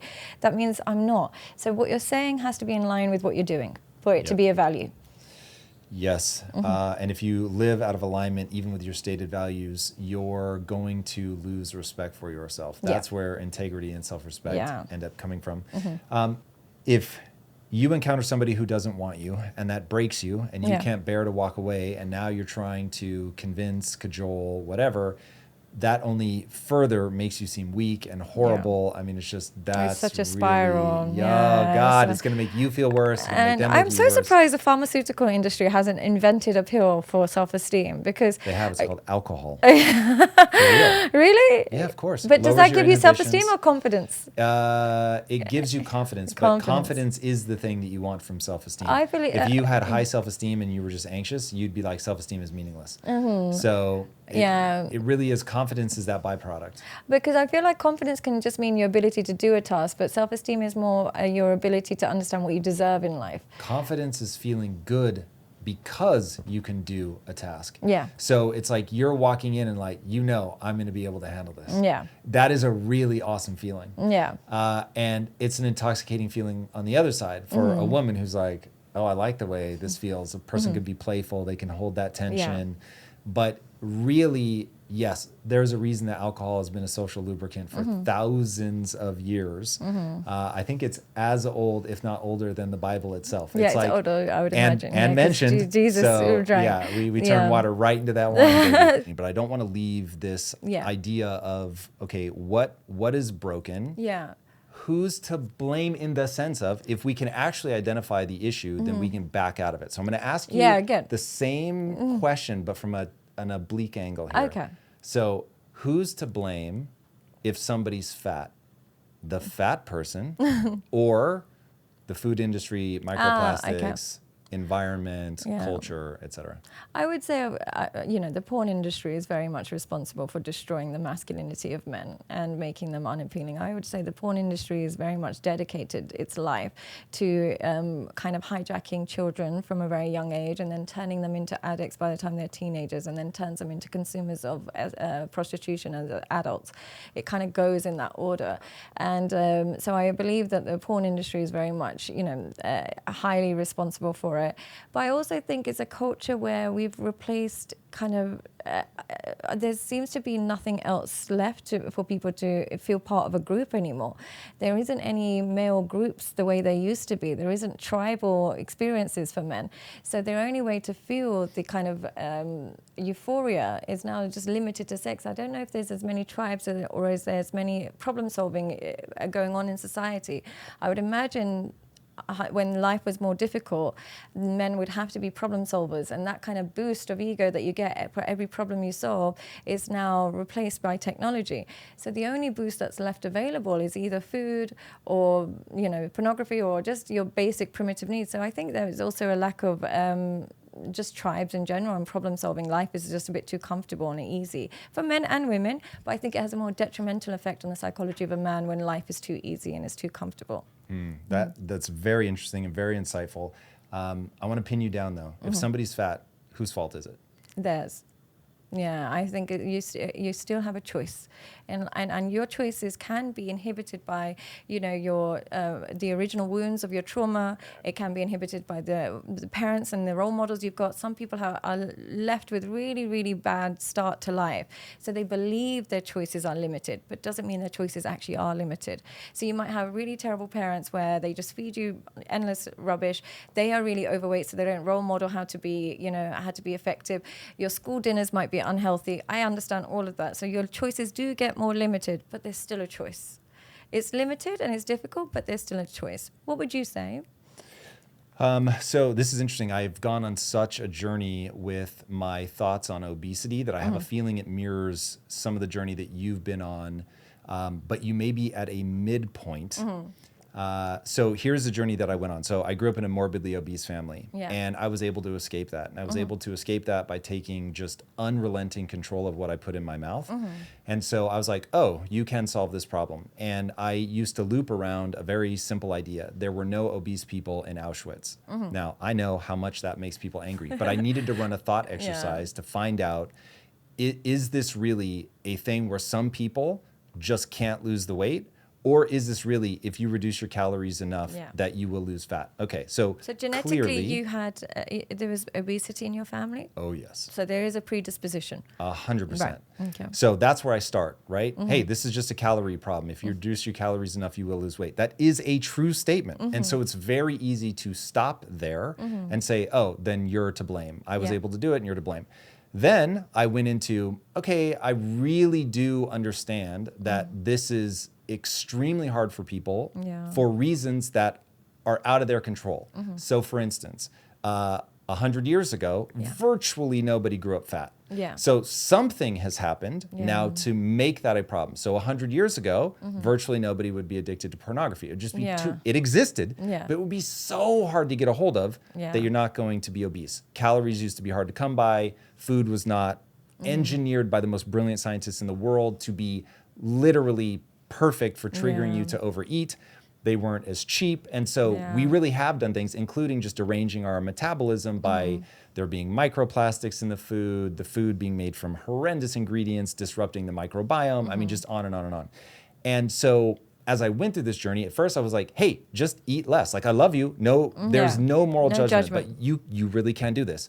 Then I went to, like maybe people really are stuck and they're just in a terrible system. And now I'm at, you are in a terrible system. You are in a problem, not of your own making, because this would have started when you were a kid and all that, but only you can get you out of this problem. And so that's the message that I want guys to hear. Hey, you're in a bad situation. Absolutely. I don't think it was because of your, like, you didn't start the cultural momentum that has led us to this moment. And everything you've detailed, I think, is all accurate. But no one person is to blame for any of that. But they're the only ones that can solve the problem for them. Exactly. And so then it starts to get very interesting in terms of how you look at the world and where all of this goes. So, okay, you circle around porn a lot.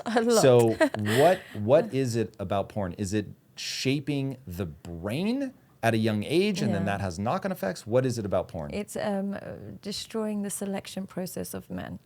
It's dehumanizing their selection process, and then they're so devastated when their women have no respect for them, have cheated on them, and left them with all their money, and now lives with their new boyfriend.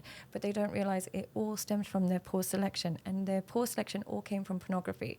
I did a video recently where I explained that I'll have men who might live in the States or might live in India or something like that, but they are fixated on being with a young Colombian girl or a young Thai girl or a young girl girl from, Ukraine, who's half their age, a quarter of their age, and speaks a completely different language. But they're like, that's my type.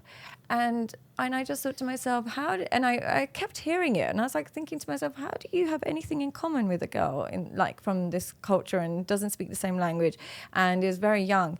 How is that your type? And he's like, I've just always been attracted to it. And I was like, but then therefore your attraction is based entirely physically and nothing to do with reciprocity. Like, she's also attracted to me, and no other form of connection is important to you.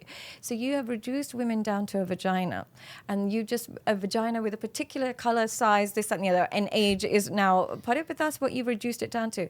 That can't happen if you had constant real life experience with women, because you'd learn that women, yes, they're beautiful and they're sexy, but they're also, they're human, they bleed, and they go to the bathroom, and if you live with a woman, you know that, there's times of the month, there's so many messy, non-sexual things about them that it makes it difficult to attach them purely on sex, because that part of it will always kind of decrease over years. But the fact that they can select purely on that means something has hijacked their preferences, and that's why I think it all boils down to selection. So they will come to me and they'll say, oh, please, I want you to speak to my ex-wife. She's such a gold digger, just like the girls you described. And I was like, okay, tell me a little bit about her. Oh, I met her, she used to be a webcam girl, and we fell in love. And I met her, and she, I left my wife and kids, and then I gave her everything, and then she's so ungrateful. And I said, no, she knows an idiot when she sees one. And she did the exact right thing. I would high five her. If she's found someone dumb enough to leave his wife and kids because you showed a bit of nipple and you're half his age, you deserve everything that comes to you, because the stupidity will get you nowhere in the long run. You got no sympathy from me. Whereas if it was I chose a really good woman, we grew up together, then things that happen and it turned out to go wrong, that's a different level of empathy I have for you, because you went in with the right intentions. But in this case, you didn't go in with the right intentions. I can't reward bad intentions with sympathy. So I digress, but essentially what I would say is it's caused them to completely annihilate good selection when it comes to selecting a partner, and therefore the family unit is now breaking down. Going back to the selection process and what pornography is doing to it, yeah. Are you saying that it is a stimuli that is coming to somebody as their brain is developing? Mm-hmm. It creates a not to get too fancy here, but a hyper dopaminergic feedback mm-hmm. loop where they're now associating all of their female-focused pleasure around the sexual aspect of a woman. Exactly. They have only one definition of intimacy left, which is sexual. They don't understand that there's pleasure associated with having a woman that's going to be there when you're in hospital ready with some grapes, or there's a woman that's going to be home to watch Judge Judy before bed. They're replacing that form of intimacy with only one definition of intimacy: who arouses me the best, who stimulates me the most. They don't actually, their arousal comes purely from one form of intimacy, and they ignore the importance of emotional, intellectual, and spiritual intimacy entirely. And I understand why, because what the porn does is just kind of get their senses in a chokehold. So it's difficult to imagine how nice it is to have a wife that you can walk to the shops with and you have nice conversations on the way back, when you think, I can have this beautiful, supermodel talk to me in any language and take her clothes off. They're like, oh, it's an obvious thing. But to worship vagina over intimacy just seems like, how can we respect men in this generation if this is what they're doing and this is what they're paying for? And they'll deny it. Every single one of them are like, we don't do that, we don't do that. Then why are there billions and billions of streams of pornography? Why is every OnlyFans creator makes more money than most women on this planet? I can say this in a very privileged position. I'm a content creator. No man is ever messaging me saying, here's $10,000, thank you so much, you've helped me. But if I had pictures of my feet online, I would get that all day, every day. So let's just take away the pretense that doesn't happen. It does happen. How do we get rid of it rather than pretending it doesn't exist? Yeah. Wow. Okay. I feel like I'm angry today. Am I giving angry vibes? You're not giving angry vibes at all. I'm sorry. But what I did right as I'm taking notes here is you're getting jaded. I am. And so it's very accurate word. And you've probably seen a complete change from last time you spoke to me.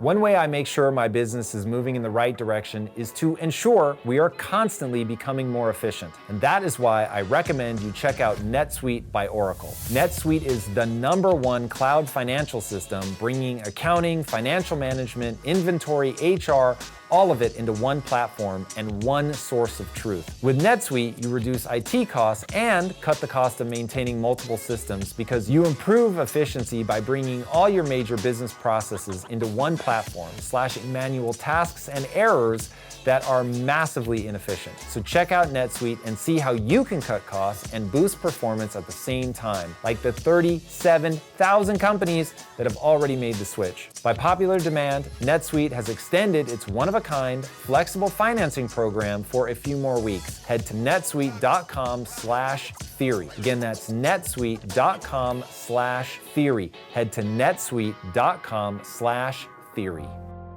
Last time you spoke to me, and anybody who spoke to me a year ago would have said it is so refreshing to see an advocate for men coming in a female form, because I am. That is genuinely my intention. I have a wonderful partner, I have a wonderful father, I have a wonderful men in my life. I've always had great relationships, but I forgot that I have high quality men in my life. They have a completely different perspective of women. When you speak to the majority of men, what's caused me to become jaded is I realize that they come to me again and again that they've been hurt, and naturally before I'd be on their side, like, what is she, like a sister, almost like a sister, about what has she done to you? And then every time I trace it back, I'm like, why were you so obsessed with her? Oh, it always comes back to the sex. And they risk everything for it. So now I'm just like, they'll come to me and they'll say, look, I think I've got an anxious attachment. I think I've got this anxiety. I can't stop thinking about this one girl. And I'll say to her, was she the best sex you had? Yeah, but that's not why I loved her. I was like, tell me something else you liked about her. Well, she was quite rude and she never used to answer my calls. And I was like, that's what it is. Okay, bye. And that's what the phone call looks like now. Isn't that terrible? It's indicative of the moment that we're in. It may, though, be overly indicative of you as a therapist that is helping people through these problems. In the tiny so niche. there's a selection bias here where the people that fit that profile are going to come to you, especially because you really did make a name for yourself as like, hey guys, I understand you. I understand how we've ended up in this situation. Yeah. And that was really my intention. It really was. And I remember constantly saying to women, why don't you cook for your husband? It's such a joy in cooking for your husband. And why does it make you feel happy when you iron his clothes and you know he's got work? And why doesn't it make you feel good? And I would realize that I'm always giving that advice, but I didn't realize that the root for the appreciation has to come sexual first. And I've learned that over the year is you can do all of that, but until that part is not tapped in, because I've met some very good women who have said to me, but I do all of this, and he would vouch for it that I do everything, but he just says to me he can't be sexually loyal, or he just says to me he can't. I don't know why I'm shocked by that. Yeah. I've heard that before, but it's still scandalous to me. Yeah. I can't be sexually loyal. Yeah. Okay, that is But they can be loyal in the sense that they'll stay with you forever. But they want her to believe that this is just how men are designed. And I don't It is how men are designed. Yeah. But what does that have to do with the relationship? Okay, we're going to come back to that. Yeah. Okay, I'm tracking now the transition where, okay, you're in the ring every day helping men and women overcome this issue of all the derangements that have come from apps, pornography, the modern world, the pill, sexual liberation, the just complete obliteration of traditional norms around sex, which I think guys would have all said, this is only good. We want to rush in that direction. And now we're seeing that there are second and third order consequences that are not ideal. But I would like to know, what's the role of women in all of this? What's happened is women can really manipulate this. They have learned tricks that can really manipulate this now, especially, particularly if they grew up without a father. When you grow up with a mum who's a wife, she doesn't know these tricks. she doesn't know that this is how men operate. But when your mother's also learnt this, or she's become like that, she's understood this trick, what's happened is women can go in two directions. They either believe men on the surface and say, I want to be a really good girl. I'm not going to be this girl. I'm going to try and differentiate myself by being a traditional woman. And so she takes on the role of just being that woman that just wants to get married, settle down. She's not promiscuous. She's not really good. She actually avoids sexual contact with too many people. She wants to get married. But what will happen is the women on the other end will say, listen, you might end up married, I might end up married, we're both probably going to end up divorced, but I'll end up divorced with a really successful man, you're going to end up divorced and you're going to be paying his bills. And so the promiscuous women have learnt the tricks a lot better, because when you speak to the average earner, chances are he's going to be with an average woman who's not, an OnlyFans models. But when you speak to men who are in the millionaires and billionaires range, they only go for women who are like this. They select this, and this is what scared me the most. I think this is where I became a bit jaded. Is as I increased my popularity online, naturally my prices increased.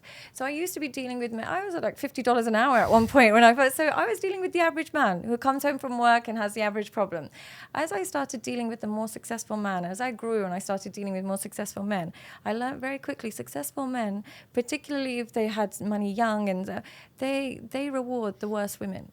They reward women who, even when you look at rappers, if you look at rappers and who have both money and looks, usually they take care of themselves. Drake has a baby with a porn star. They'll be married to dancers and strippers. So you learn that if you want the top range of men, they don't look at any of those qualities, because they can outsource that. They can outsource somebody to cook for them. They can outsource somebody to iron to them. And one thing I learned from working with very successful men is they said to me, a lot of the time, well, I don't care if she can't speak English. When I come home from a busy day and I've been working all day, all I care about is she's young and hot and she has sex. I don't care about anything else. So the busier they get, the less vetting they need, because they're only looking for one item from their partner, because they're too busy. They don't have the time to have this really intellectual conversation at the end of the day. They just want to get to bed. So as they get busier, the requirement decreases. So what's happening is we're rewarding the worst women in the world. Is they're getting the top end of, if you're looking at it financial terms, they'll be more likely to access that higher end man. And I know you're a complete anomaly to this, so it sounds like a completely bizarre, but that's unfortunately what it looks like from my perspective. Yeah, that's, this is a very intractable, it's not intractable, we will find our way out of this, and I think it's going to start happening over the next 3 years, but I feel like you actually are on to a thing that's real. Okay, I want to keep pushing down the road of what the role of women is. Yeah. So I think the pill is the nuclear bomb that actually went off. Yeah, I agree And with that. I don't think people understand that we're living in the nuclear fallout, and that there is a level of devastation that people have not accurately pinpointed to this problem.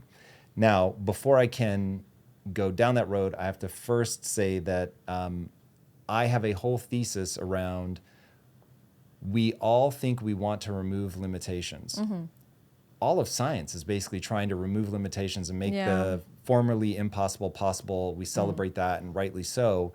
But we're living at a moment in time where we're now being able to strip limitations that we probably shouldn't strip. Exactly, yeah. And so talk to me about women's role in sexual liberation, both from a moralistic drive where they were marching in the streets for their right to essentially be more promiscuous like men, taking the pill, which my wife was on the pill for ages. God bless the pill. I'm so grateful. It's how we avoided having children, which we'll certainly get into the importance of family and whether I'm a fool for not having one. Well, I think what happens is we've now completely eliminated with sex with its primary role, which is reproduction. And as a result, we can just give sex freely and we can drop our standards freely. As women, when we knew that if we sleep with a man, there's a potential of having his baby, we were far more selective. And that's what sex should be. It should be a very, very selective process, and think, is his genes good enough? Is he worth risking dying for? Because that's what childbirth used to be. Now what the contraceptive pill did is give them the same kind of mindset towards sex as men have. And I'm not saying they've got it right either, but I'm just saying in general, both men and women have become so lax with who they sleep with, and as a result they have kids with the wrong people, and therefore it just means that there's no families left, because we're having kids with the person that we slept with the most rather than the person that we actually valued and respected the most. And therefore, kids are being born out of two people who didn't actually have any fundamental love and respect for each other, but they're now co-parenting in the best case scenario. In worst case scenario, they're not even co-parenting. And therefore, we've got remnants of two parents that had no self-control, and that's in the form of children, and they're the ones that suffer. So I think the contraceptive pill's been awful for women. But also the one thing I would say is women cannot take criticism anymore. It's like they are incapable of it.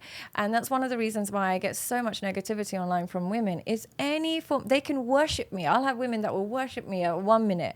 The moment I say that, but you know, you should share custody and you should never deprive men of their father because they need, or children of their father, they need their father regardless if he would cheat on you. It's got nothing to do with the child.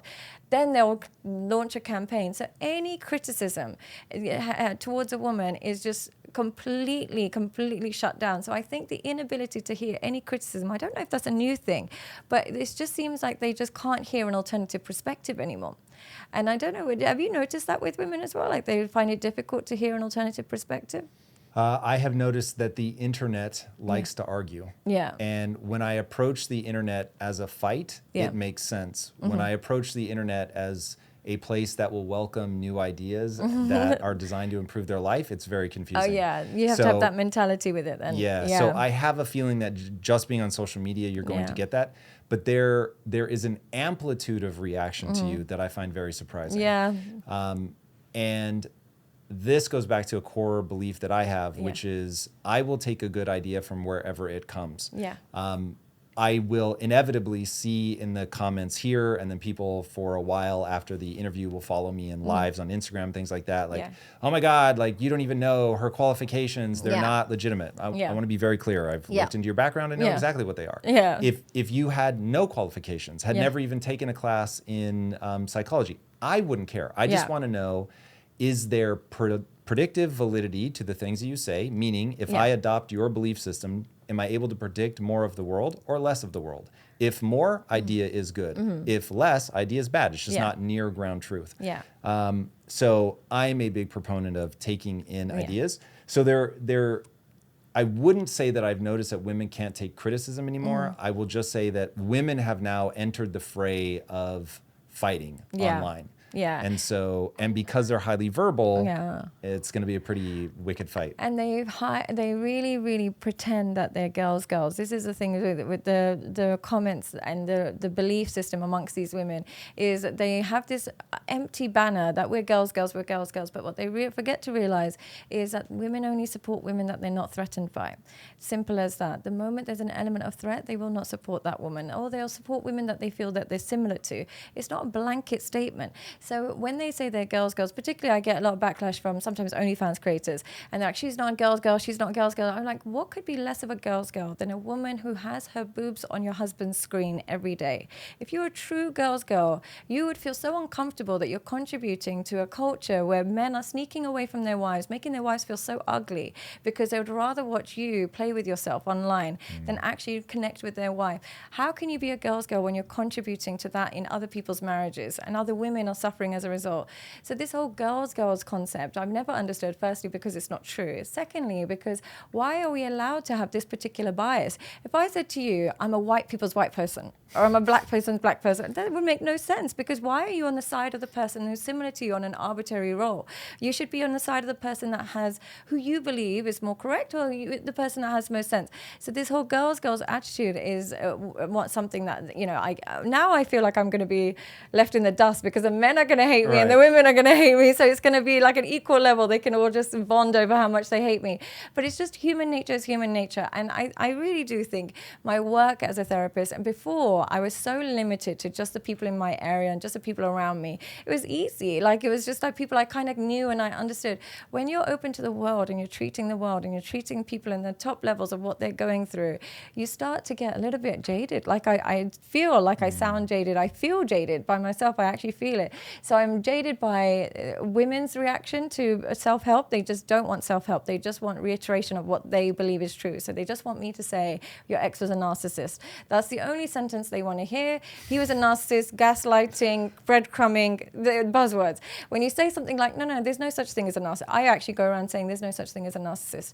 I believe that there are people who are perpetual victims, and they like to find anyone that will abuse them and attach to them endlessly, and so that they can claim that title as a victim forever. And I believe that's a form of narcissism, because that way you don't have to improve and you can just stay the way you are and take no accountability. You attach to people who abuse you, and therefore you can remain a victim for the rest of your life and never improve. And that's nothing's more narcissistic than that. All right, we've got some black pill in the house today.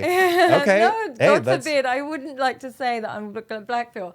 I don't know if I'm just because I haven't spoken in a long time, or if I haven't been on a podcast for a long time. But I don't know if I'm just a bit moody. But am I coming across negative? You are coming across very negative. Here's the thing. Yeah. And I remind my team of this all the time. The truth is an absolute defense. Yeah. So if you're saying what you actually believe to be true, then we're good. So look, we'll keep working through all of this, map out the thinking, where things are broken. We'll get to how we get to the other side, which I know is your heart and soul. Yeah. But I think it is important to confront where we are culturally. Yeah. And I really believe right now people can feel something is broken. Yeah. And for us to navigate the path forward, we have to be honest about where we are. Now, if anything that you've said today isn't true, then you're going to want to update your beliefs so that there's more predictive validity to the things that you're saying. So far, I don't detect any obvious landmines, other than it will be very important for us to walk through the way out, right? Yeah. Because from where I'm sitting anyway, there is a way out. There is a way to navigate this moment. There is a way to bring culture back around. But you know, as somebody like you who's not religious or not really wouldn't say you're got any beliefs traditional in that way, what makes you want to lean into, or do you want to lean into a more traditional lifestyle, or do you think culture should shift more traditional? I think people should do whatever they have to do in order to achieve human flourishing. And at some times that is to progress, and at other times it is to hold tight to what's already working. Yeah. So I'm not religious, but what I believe about religion is that religion is a set of ideas that have proven over a very long period of time to make people's lives better en masse.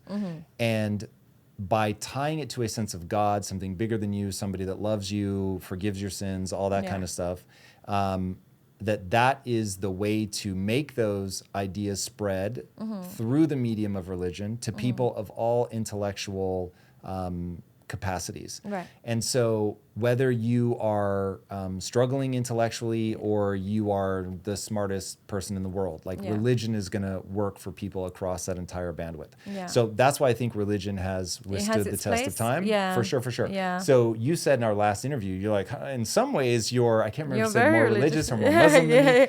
And the reason that I sound like that is because I am obsessed with one thing and one thing only, and that is efficacy. Right. Does it work? Okay, work towards what? For me, my North Star is human flourishing. So certainly my own and others. So I just want to know what's true. So when I look out at the world and people younger than me, I see a lot of pain. I see a broken system. I see a romance environment that reminds me of the food environment in America. That there's just all these things that are deranging it, including one of my favorite things in the world, capitalism. I think capitalism is amazing. Why do you think that? Because it is the way to increase human flourishing by way of increased productivity and increased freedom. So do you think that it can cause people to worship money just a bit like how... Yeah, of course. Yeah. So look, there are no solutions. There are only trade-offs. So says my hero, Thomas Sowell.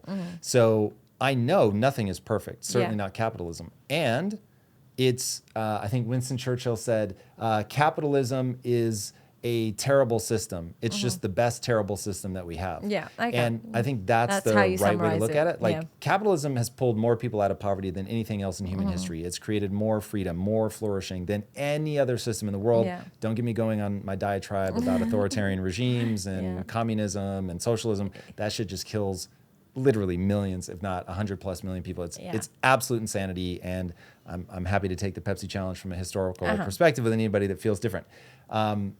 So going back to, we are going to need to re-anchor our values. It needs to be around something that works, and the thing that works is going to be something that has withstood the test of time. So it's going to sound a little traditional, but that's only because we've swung so far in the opposite direction. But I would say that capitalism is the baseline of what's made society so mentally distraught. I would say the capitalist belief that, make as much money as possible. Okay, with women, how do we make as much money as possible? Aesthetics is a great way to make loads of money. So why don't we, and IVF is another great way. So why don't we just tell, and pharmaceuticals, so why don't we just tell them to delay getting married, delay having kids, so they'll have to use loads of pharmaceuticals when it comes to that. Also, let's tell them that they're ugly from early. Let's let them know that they're as ugly as possible so that they will go and buy every product and they'll do every surgery and they'll do everything like that. And that has to be a capitalist-driven society that pushes that mentality on women. Similarly with men, it's like we know that pornography and all these things are terrible for them. But what does capitalism do? It's like, let's get them addicted to their phones. How do we get them addicted to their phones? Let's put games on there. Let's start with games on there. Then let's just put pop-ups of beautiful girls that they just have to happen to click on when they're 8, 9 years old. Then by the time they're 17, 18, they'll be hooked on it. They've got credit cards by then, and we got them. So the baseline behind the moral failure of society, I would say, is linked to capitalism. Okay, we're gonna go down the road here. I'm gonna set my pen down.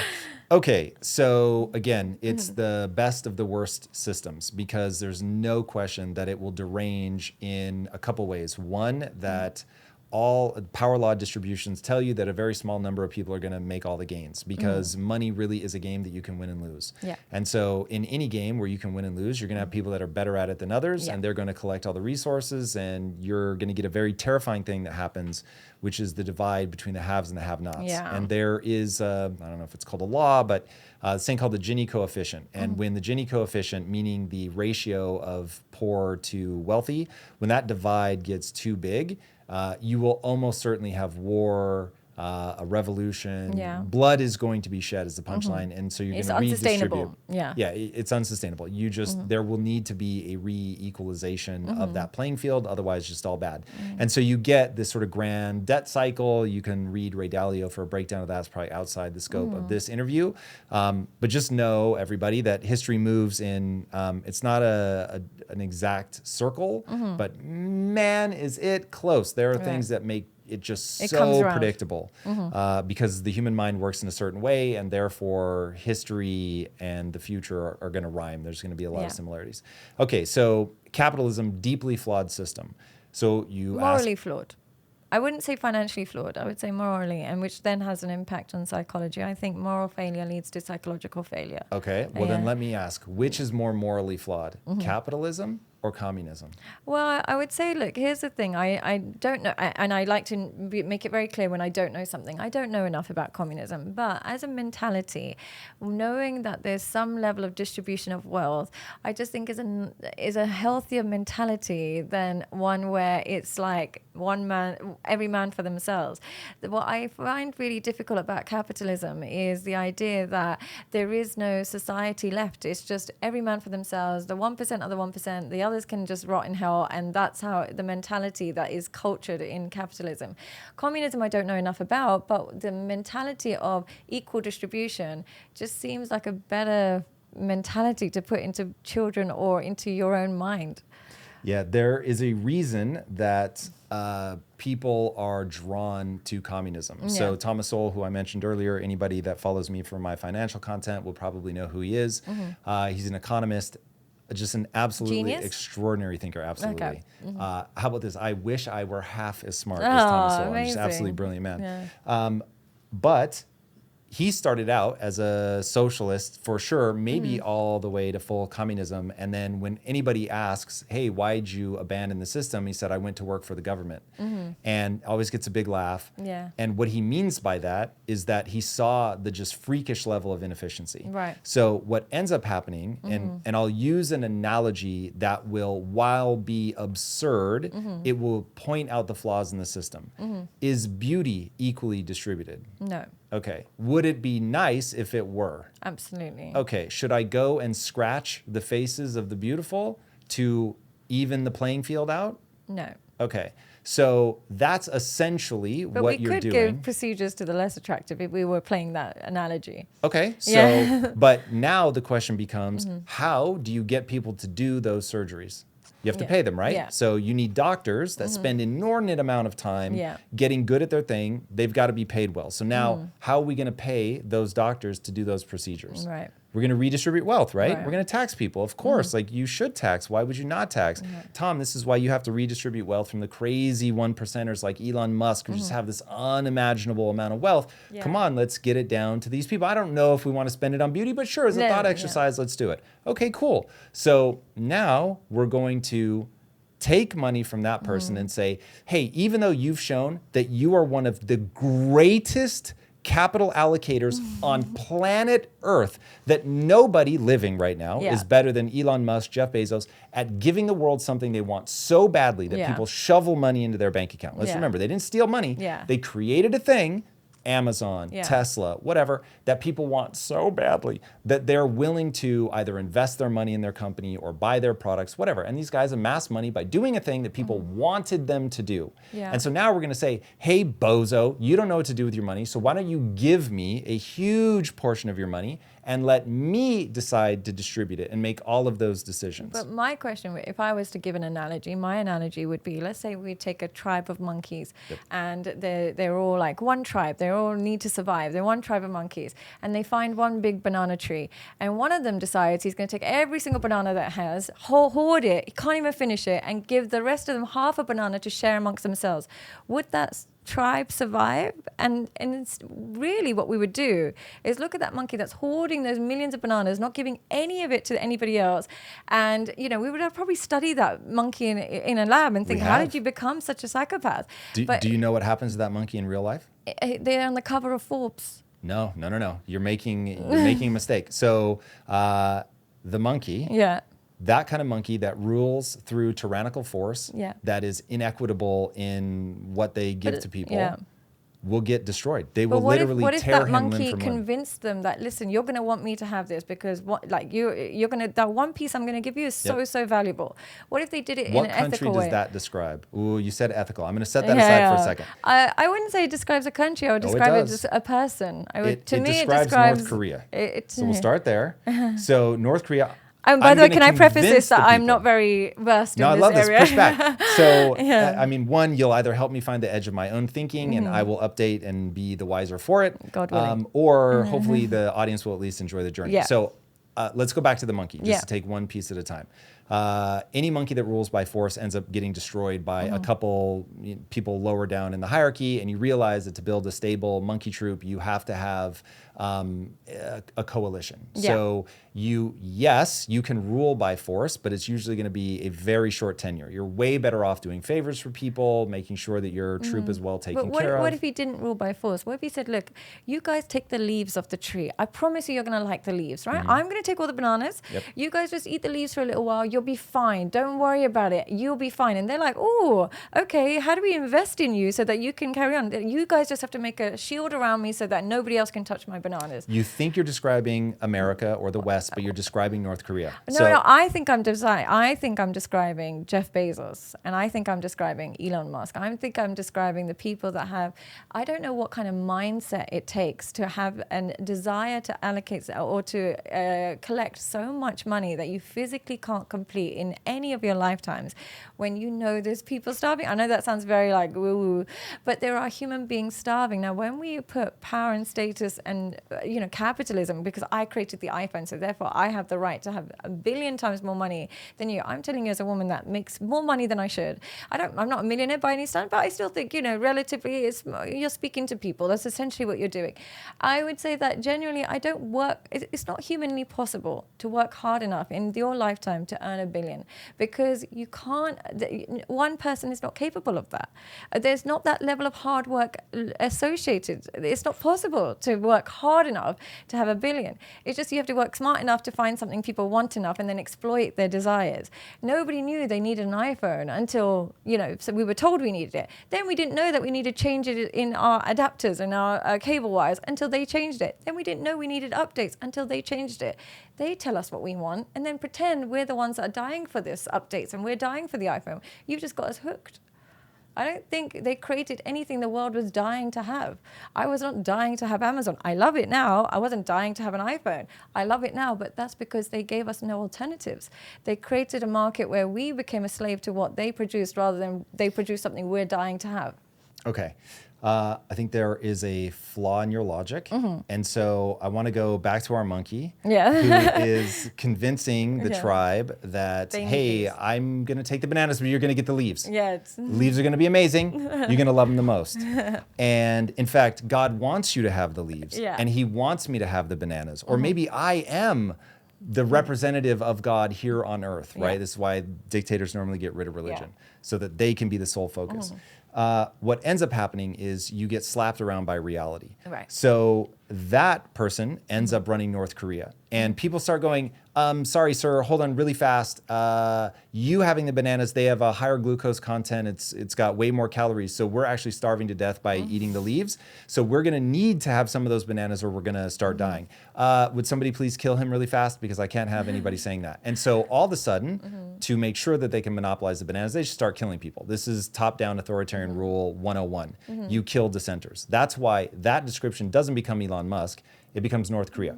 I'll get to it because I know you really want me to address what's happening with I don't know if you call them a sociopath, but you're like, I want to study their brains. These Elon Musk, these Jeff Bezos, like what the hell? The Mark Zuckerbergs of the world. Yes. So, one, let's all remember, I think capitalism is a flawed system. I just think it's the best of the flawed because it doesn't require force.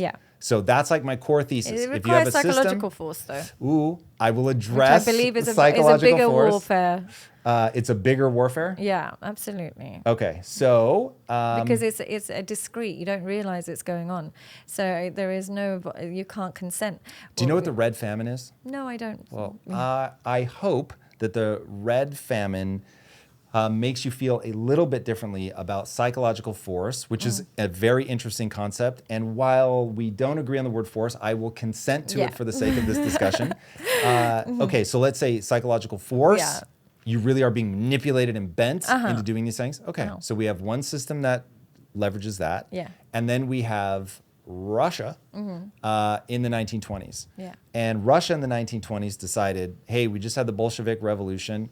We are going to give power back to the people, and we are going to make sure that none of these farmers are holding more than they should. And so they end up calling basically successful farmers were known as kulaks. And so they're like, these kulaks think they're better than you. This is class warfare. They've grown up rich. And they're just taking advantage of you. They're exploiting you. And so people were turning them in left, right, and center. And so they literally go and kill all the kulaks. They take all their stuff, all their food, all their equipment, everything. And you could get labeled a kulak just for having like 2 horses. I mean, it did not take a lot. But okay, if you were a more effective farmer, which is why you had a better yield, more horses, you got killed. And so now all of a sudden what happens is the red famine. You just killed your best farmers. Guess what happens to everybody else? They can't produce enough. So guess what happens? Everyone starves to death. And so in the red famine, you had parents eating their own children. So I'm saying, hey, everybody, communism has been tried over and over and over. The bad news is that there is an element to the human animal, which is this extreme resentment. And people have said of communists, I think it's a pretty interesting take, that it isn't so much that they love the poor, it's that they absolutely despise the rich. And so as the bar comes down for who is rich, and you just start killing, and I mean, we're talking about tens of millions in the case of Russia, probably north of 100 million, but at least 60 or 70 million in the case of Mao's China, you ultimately get people who go, but I have a better idea. And so all of these countries, China, Russia, what do they end up doing to try to get back to a strong position after they absolutely decimate their country and have people eating their own children? They open back up to capitalism. Because what you're saying is beauty is not evenly distributed. Intelligence is not evenly distributed. I think it's more dangerous when we penalize the poor than when we penalize the rich, because the poor have nothing to lose and they're more likely to risk crime. You're now moving off of psychological force onto penalizing the poor. When did we start penalizing the poor? Well, as in you were saying that he was penalizing the rich. In Russia, they hated the rich so much. So they were destroying the rich, basically. And then as a result, the whole society trembled. But we live in a culture where we penalize the poor indirectly because essentially they are not given the same rights. They're more likely to end up in jail, prison. Look, here's the thing. I really witnessed this a lot in lockdown. The billionaires were just above the law. For some reason, Amazon packages had no COVID, but your local bakery store who lives and breathes, like needs their money, was not allowed to open. Uber Eats by top-down authority or by bottom-up capitalism? By essentially the government, which is basically owned by lobbying and stuff, and they make all the decisions. So essentially, your local person whose bread and butter is their shop had to close down, but Amazon could deliver all day, every day. Uber Eats could deliver. You could have all the top people could still do what they wanted to do. So essentially what you're doing is you're still penalizing the poor. Like they can't go to get medical care, but I'm sure the top can.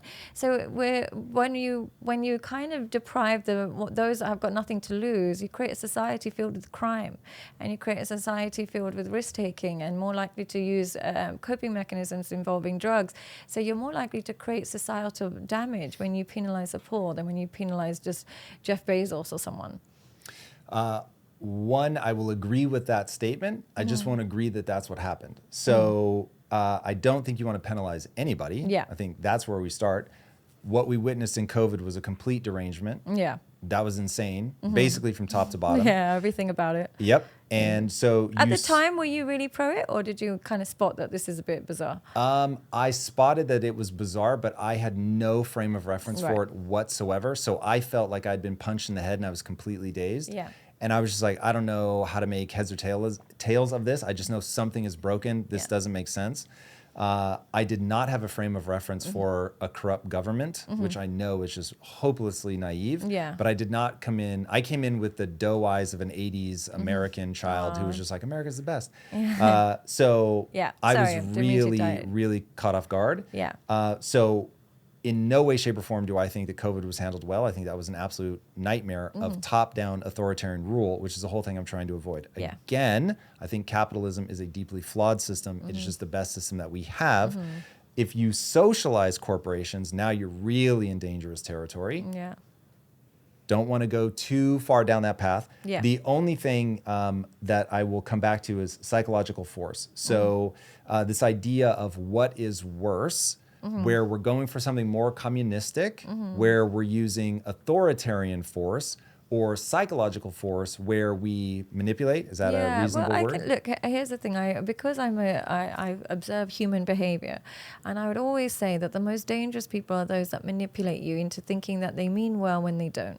And I'd rather somebody stab me from the front than behind. It's almost easier when you know somebody's a bit crazy than when they're not. And I think governments where they pretend they've got your best interest inside when they really haven't, at least you know what they're like. The ones that are obviously bad, firstly, there's common consensus, everyone agrees that they're obviously bad, but also you can make a choice whether you want to be part of it or not. But when they slowly manipulate you into thinking that they've got your back, I think that it takes away the freedom of choice. You don't realize what you're actually doing. So I think the lack of you can't make an informed judgment with a government that creeps their intentions into your food or into your drugs or into your pharmaceuticals. You can't make informed decisions with that. Whereas one that says, oh, you say this, I'm going to cut your hands off. It's like, oh God, I don't want to be a part of that. I'm going to leave. But one that's like, no, you could do that, and then bam, you're in jail. That I don't. For me, I'd rather just know what it is. With people, with governments, with humans, with food, with everything. Just tell me what it is, and then I can make an informed judgment, good or bad. At least I know what I'm doing. Okay, so I will agree with you that I don't want a government being secretive, hiding things, manipulating, which they do, and I would be hard-pressed to believe that there's any government that doesn't do that. I just want to live somewhere where they can't cut my hands off. Okay. That's sort of my I'd rather freedom. live somewhere where they might cut my hands off as long as I just don't do the wrong thing, rather than I don't even know what the right or wrong thing is because they just make up the rules on the spot. That is fair. Yeah. Predictability. Follow the rules. You know what you're doing. You know when to leave. You know what you can and can't do. But the whole oh, this person's above the law and this is below the law. And you find out when your parents pass away that they've got taxes on your inheritance and this. Let's just keep it real. I cut my hands off. I'd rather that than you don't tell me anything and then last minute I get shoved in the dark. So I don't want that. Yeah. But to each their own. So not defending either of those systems, but thinking from first principles, I'll say anything that maximizes human flourishing, obviously. I think the freedom is a huge part of that. I have a feeling you're coming at it from a UAE reference point. Which is where I live. Yep. Yeah. I'm coming at it from the position of when countries break authoritarian, they tend to not let you leave the country.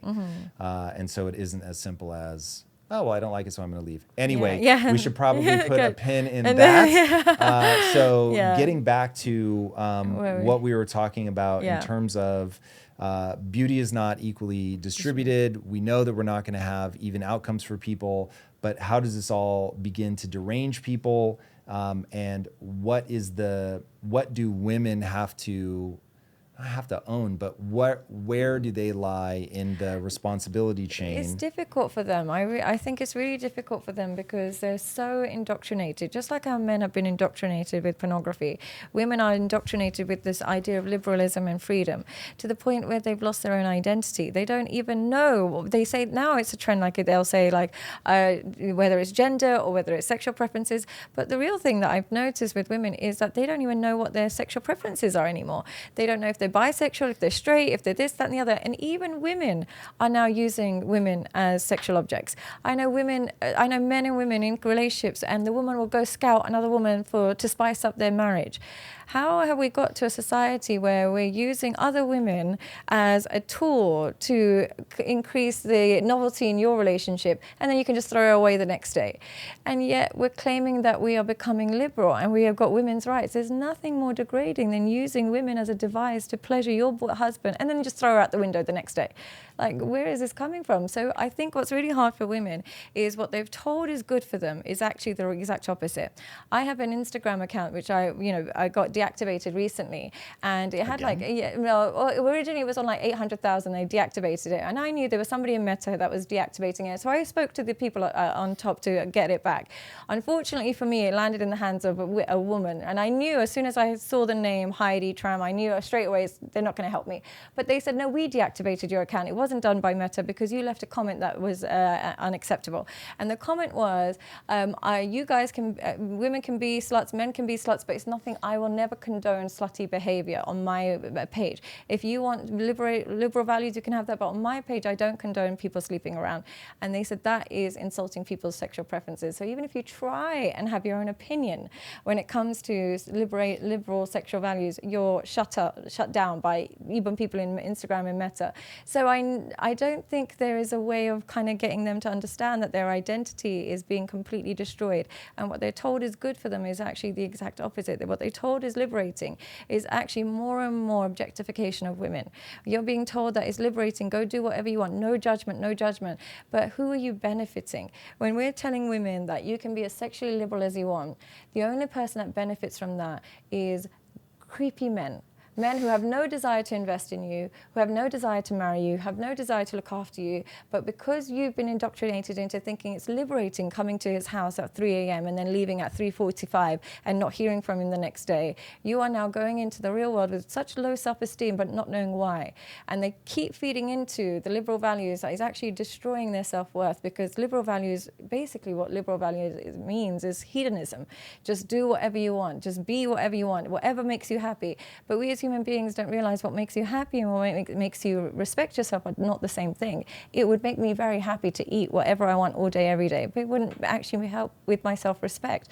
Similarly, it would make you very happy to post whatever you want, do whatever you want, sleep with whoever you want in the moment. But you have to have a vision of how you see yourself in the future. And if you forget that vision, you will completely hammer at your own self-esteem. And then they're not, just like I said, men have been hijacked with pornography, women have been hijacked with liberal values.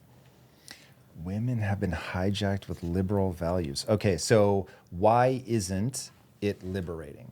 Because essentially everything that they're told is liberating is actually catering to the male preference. What we're told that is liberating. The only thing that we actually got them to do is we got women to start working. But I actually love working, and there's nothing wrong with it. But essentially, it helps men. They don't no longer have to pay every bill. You now contribute to it. It helps companies as well. You get paid less than a man, but you still work just as hard. You get taxed, whatever it is. So it helps that. Or they might be told that you can sleep around and you don't have to have have kids, you can just sleep around with as many men as you want and no one can judge you. Who does that benefit? What woman benefits from that? The only people that benefit are the men that are profiting from it. Even when you tell them that you can be, the shame of being a sex worker has disappeared, no problem, but who does it benefit? You now have to contort your existence to a male preference, because if you gain too much weight, you're no longer going to get as many subs, or if you lose too much weight, you won't get as many subs. So instead of being your own individual, you have to think, what do men like? And that's what I have to be in order to get this liberating existence. It's the least liberating existence there can ever be. If women are able to use promiscuity to get men, which is something that you said earlier. Yeah, which they do. Yeah. Have we not given them a tool that they can use to great effect? But it's given them a tool to access the men they don't want. Because we don't respect the men that we can manipulate through promiscuity. Because if I can manipulate you through my promiscuity, so can she, so can she, so can she. You are not a man of substance. So yes, I might be able to use and abuse you for a limited period, but in the long run, do I respect you? Do I want to be with you? Can I be myself with you? Can I really show you what my true intentions are, or do I have to be a bit sneaky? I can't. Can you guide me? Absolutely not. How can a man that I can manipulate sexually guide me in any area of life? I'll be like, shut up, you don't. I know how to manipulate you. How would you know what to tell me what to do? So yes, you can access men, and you can access very, very, very successful men and get a very great life for yourself. But you can't access true intimacy and connection with those types of men, because those men don't want true intimacy and connection. Should people be able to choose for themselves, or do you think that restrictions should be placed on people? Restrictions should always be placed on people, absolutely. As long as the person doing the restrictions has their best interest in mind. I think one of the things, I've been online and, I get a lot of positive and negative, but one of the positives I always get is sometimes they'll say to me, how do you know all of this? How do you know, like, where did you figure this out? Or how come you're so traditional? Where do you get that? I don't necessarily think I'm traditional. I just always had parents that guided me. Now, if I didn't have that, of course, if I had this level of, like, if I had a monopoly on the internet, of course I would use that for financial gains, and I would just be, in a private jet and doing all of these. But I had restrictions growing up. Now, what those restrictions led to, for me personally, and not for everybody, for me personally, what it meant is there was a cap on how much I can indulge in my own desires. There's a cap to it, because I would have parents that would kind of restrict me. So because my selfish desires were capped because of my restrictions, I then had to think outside of what just makes me happy in the moment. And I had to kind of find a different identity. So I think if we don't give people any restrictions, where would they draw the line? If I gave a man no restriction on what type of woman he wants, how do we know, where does it get to? If we give them complete, utter freedom. Similarly, if you give women complete, utter freedom of what they want out of life, most people will find that they need someone, they need something, even if it's not their parents, but it's somebody that loves them, that restricts them. They need some kind of guidance. Do you think people need restrictions or no? I think that restrictions are beyond critical, that the sanity will come from time-tested restrictions, but I think people have to be free to choose to be morons. And so it's interesting, what I'm realizing is I think we have a core disagreement at the level of values. Yeah. So what would be one restriction you think everyone should follow? What would be one law that will lead to human flourishing? Or just in your opinion? If you want to get to human flourishing, you should restrict your diet massively. Okay, that's a good one. I don't think it should be imposed top down, and I think you should be allowed to eat or drink yourself to death. And if you want to shoot heroin until you die, go for it. It would not be what I advise, and I'd be very sad to see anybody I love make that decision. But as you were going, I wrote what I believe, which is give me liberty or give me death. Like I'm such a 80s American. It's hilarious. But I think you believe that because you naturally have self-control. That is a big part of it for sure. But I also believe, again, North Star, human flourishing, I don't think you can have human flourishing with authoritarian top-down rule. But I think you can't have human flourishing with no restrictions. We both agree. Yeah. So now the question becomes not do we need restrictions? We both agree we need restrictions. The question becomes how do you get the restrictions? So Sadia Khan. Well, I'm going to be biased with that. You Please? know, well, I'm religious, so it's always going to come from what I believe is like sent by God, because only, in my personal opinion, only God has our long-term plan in mind, and actually cares about our well-being. Everybody else is motivated by either money or power or something, status, whereas for me, I'm going to give a very boring answer and it's not very interesting, but for me, like I think I mentioned last time, I was just very lucky that my perspective, and this is something my partner finds a bit like, he thinks I'm just a bit too gullible, but I'm very lucky that every restriction that's placed on me through religion, even though I might not follow it, like for example, I don't cover my hair, I still agree with everything. And if I don't agree with anything, if I find something I don't agree with, I always just say, well, Sadia, you've probably misunderstood what God meant in that moment. So I agree with the no alcohol, I agree with the no sex before marriage, I agree with being modestly dressed, I agree with so many things that and now also another thing that I've learned, which is, I wouldn't tell my husband this, but one thing I have learned is I now understand why men are allowed more than one wife. And through my work, and do you know why I've learned this through my work? 9 times out of 10, when a man comes to me with some issues with his wife, it's usually related to sex. And what happens with women is when they are madly in love with you, in the beginning stages, they're very sexually open, so on and so forth. And they give you a good 10, 15 years, they'll give it to you. And then after kids and after time, they're like, we'd had our sex days. Like, we don't need to still have sex. Come on, we're like 50 years old now, we're 60 years old. Women can sometimes go years without wanting it or needing it. They're content with cuddles, but when they're fully secure in their relationship, they're content with very little sexual contact. Men, particularly where men are a bit afraid to ask for it, their drive just doesn't decrease over the years. It just doesn't change. For women, it very much changes. For men, it just does not change. And I remember thinking that, oh God, I can't imagine being still sexual like at 50, 60 years old, but I'm sure my husband would be in his grave still wanting sex. So I think that it's something that men don't change that aspect, and women fluctuate a lot with that aspect. So I can almost see why sometimes it's like, if they don't have another wife, they're just going to have a mistress, or they're going to do some nonsense, or they're going to destroy their marriage in some way, shape or form, or not, if that aspect is missing.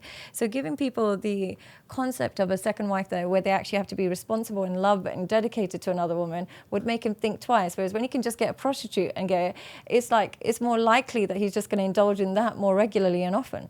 If I was a religious man and I had one wife and she's not giving me sex, and I was truly religious, I'd be like, oh God, I've got to find another wife. That's going to take long, and she might be difficult, and mum like, blah, blah. It's a lot of thought. Whereas if I'm not a religious man and my wife is not giving me sex, I'll just go to the local brothel and potentially bring all sorts of diseases, or get into a different kind of world that is all sorts of like disgust. So I can even see things that I never thought I would agree with. God shows me through life experience that He's always right. Okay. What do you think about that? I think this is really insightful, and going back to, while I'm not religious, I think religion is the medium of these Do you think that men can have 2 wives, or what do you think? I will answer that question in a moment, but first I want to understand, if you agree that God is always right, that there have been times where at first you think He's wrong, only to then realize He's right. Yeah. Why don't you wear a hijab? Oh, great question. Vanity is the only answer. That's the only answer. I have tried many times, and I felt, at the time I was working in an environment, and I felt like it was, I'll be honest, it was in a British school, and British people are like, automatically they assume that you're going to be very different. Here's the thing with British, I don't mean to use the word racism or anything like that, but British culture is very different to American culture. It's not racist in terms of your skin color. If you are black, white, it's not really a skin color, it's a culture that they're racist about. So if you have the same British values as everybody else, they don't really have a problem with you. You can be black, you can be Indian, you can be Asian, there's no discrimination. But if you show that you have very different to British values, like you might be Muslim, or you might be, have completely different moral values, there is an instant, I wouldn't call it racism, but there's an instant discrimination against them, believing that you're not going to have anything in common with them, or believing that you're not part of them, or believe there's some kind of cap to your progress. So because I felt that, I ended up removing it.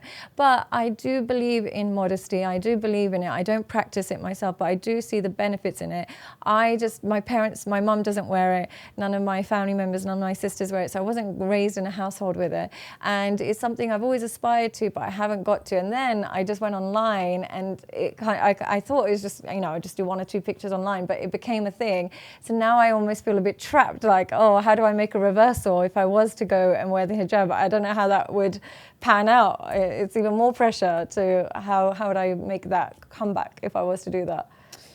That's interesting. I don't know that I track what you're worried about. What are you worried the pushback will be? Pushback, just in general, the pushback in general, because when you do wear hijab, you do have to be mindful of other behaviors a bit better. It's a bit like when a police officer wears his uniform, you expect him to follow the law a bit better in general.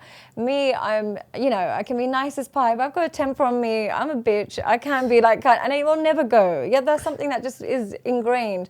So it would be and this is me making excuses for not doing it, because I should just do it regardless of the excuses. But it would be me worried that I'm not going to do it justice. And then also just push back in general, I think I'm just a bit anxious about. And vanity, first and foremost, I would say vanity. Yeah, I was going to ask, do you think that the lesson God is trying to teach you with the hijab is how to get over your vanity? Yeah, absolutely, of course. And everything I preach about, like pornography and not being obsessed with women because of their looks and blah, blah. And and people have pointed this out, which is very true. I am a woman who takes care of her appearance, and I've definitely used my appearance to my advantage when it comes to men in my past, and where you get out of speeding tickets all the time, and you get lots of promotions with it. So I've definitely used it to my advantage, but at the same time I recognize if we strip men of that obsession with it, and we strip women of that obsession with it, perhaps we can create more intrinsic values. Okay, let's push this into its natural extreme. How do you feel about a burqa? I would say it's slightly more on the extreme side. I do feel like it's a little bit less necessary because it's not prescribed. It's not like you don't have to do the full, it's just a hijab. I do think it's a bit more extreme, only because I would say in cultures where everybody's wearing hijab, if you want to do that extra thing to kind of make yourself modest, I can understand. But in cultures like here, where it doesn't actually enhance modesty, but actually creates more distance than it does enhance modesty, I would say it doesn't serve the right purpose.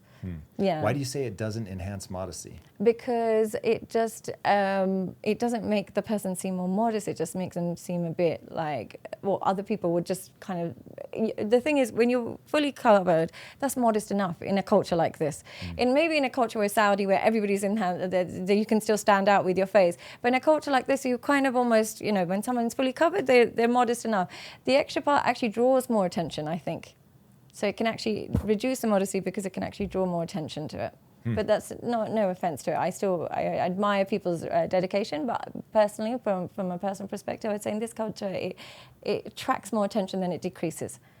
Yeah, this is an important thing for us in culture to get right. Okay, if we've swung too far, we're too promiscuous, we're shaping kids' minds with pornography way too early. We create an incentive system for women to use their sexuality to get early, easy wins, and that all of that put together begins to derange culture. Then you start saying, okay, so then how do we stop this? Do we just completely ban pornography from existing? Do we force people to cover up so that you can't see it? If we're going to make them cover up their hair, do we make them cover up their whole bodies? Do we put them in a burqa? Like, how far do we go? And how about, like how you said, capitalism is the worst problem, like it's the best of the worst problems. I would say similarly, like there's so many problems associated. If we completely remove pornography and we make everybody really modest, you're probably going to enhance the idea of sexual assault. It's probably going to enhance some kind of, where they end up experimenting with each other if they can't access women and stuff. And it can cause a lot of problems in that response. You just have to pick the problem that you're willing to handle, and whichever problems are more manageable. But I've never tried alcohol. Yeah, I do. Yeah, it's I remember I said You're not missing anything. So, look, do you drink much or no? Much, definitely not. So I'll drink a few times a year. Unfortunately, I said this exact thing in our last episode. It makes me feel like I'm suppressing the urge to dance on a table. It's just really destructive to the body. Right. Now, because I am unreasonably disciplined. Yeah. Even when I'm drunk, I don't do stupid things. Yeah. So that isn't my problem. It's just too So what is destructive. your, which area of your life where is your self-control kind of compromised? The audience will be very bored by this answer, but there's one area, and it's actually devastating. Yeah. There's one area where I have just no discipline whatsoever. I cannot find a way to embrace that you can be anything you want in life, but not everything. And so I am constantly trying to do too many things. Right. So even if I were to teach you what to do from a business perspective, I would say you have to narrow your focus. Even look at the interviews. Like the YouTube algorithm would say, just do episodes on finance. Yeah. And here we are talking about relationships. And also the length of them. Yeah, the length of them. YouTube would suggest that, you keep it within. YouTube rewards me for longer episodes. You have really great views for longer. If I did a 4-hour episode, then we'd really be in business. It is almost directly correlated. How do you find that? Because not many people can get that, like that many views from such long content. You have to run the experiment. So here's what you need. You need some percentage of your audience who's like, no matter how long this is, I will watch every minute of it. And so your average view duration gets longer the longer the episode. And then if you're exploring interesting ideas, then people are like, oh, wow, like I want this to be longer. Oh, wow. So yeah, as I made my episodes longer, the channel started to grow. Amazing. Yeah, but it must be something in the dialogue that you're doing, because that's not the same for everybody. Because people don't even sit through a movie that long. Yeah, it's true. Well, people break up podcasts as well. So they'll watch this. It's interesting. You can watch over like the first 4 days. Yeah. The average view duration just keeps going up, up, up, up, up. Because people are like, they started on day 1, they get a little deeper in day 2, and by day 4, they finish the whole thing. And do you have a YouTube moment that you're most proud of? A YouTube moment that I'm most proud of. This is very much recency bias. Yeah.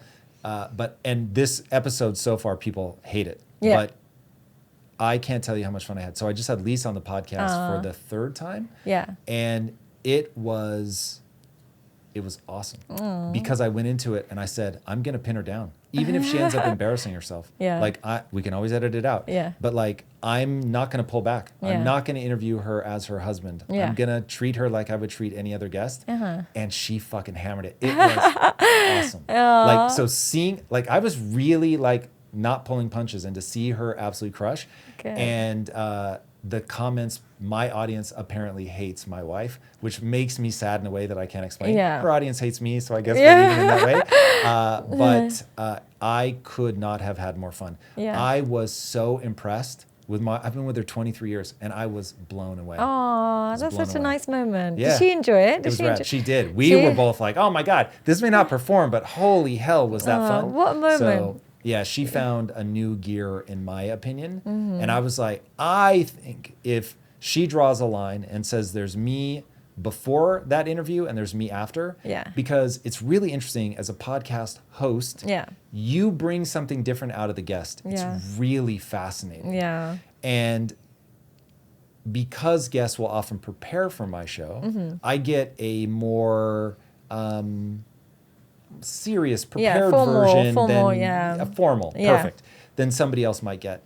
And so to see her come be formal on my show was really fucking awesome. And what did you learn new from her? Was there anything that you hadn't realized? Or that she has thought about relationships even more deeply than I had thought, that she has thought about independence even more than I thought she did. And so there were a couple times where I'm like, she's backed herself into a dead end.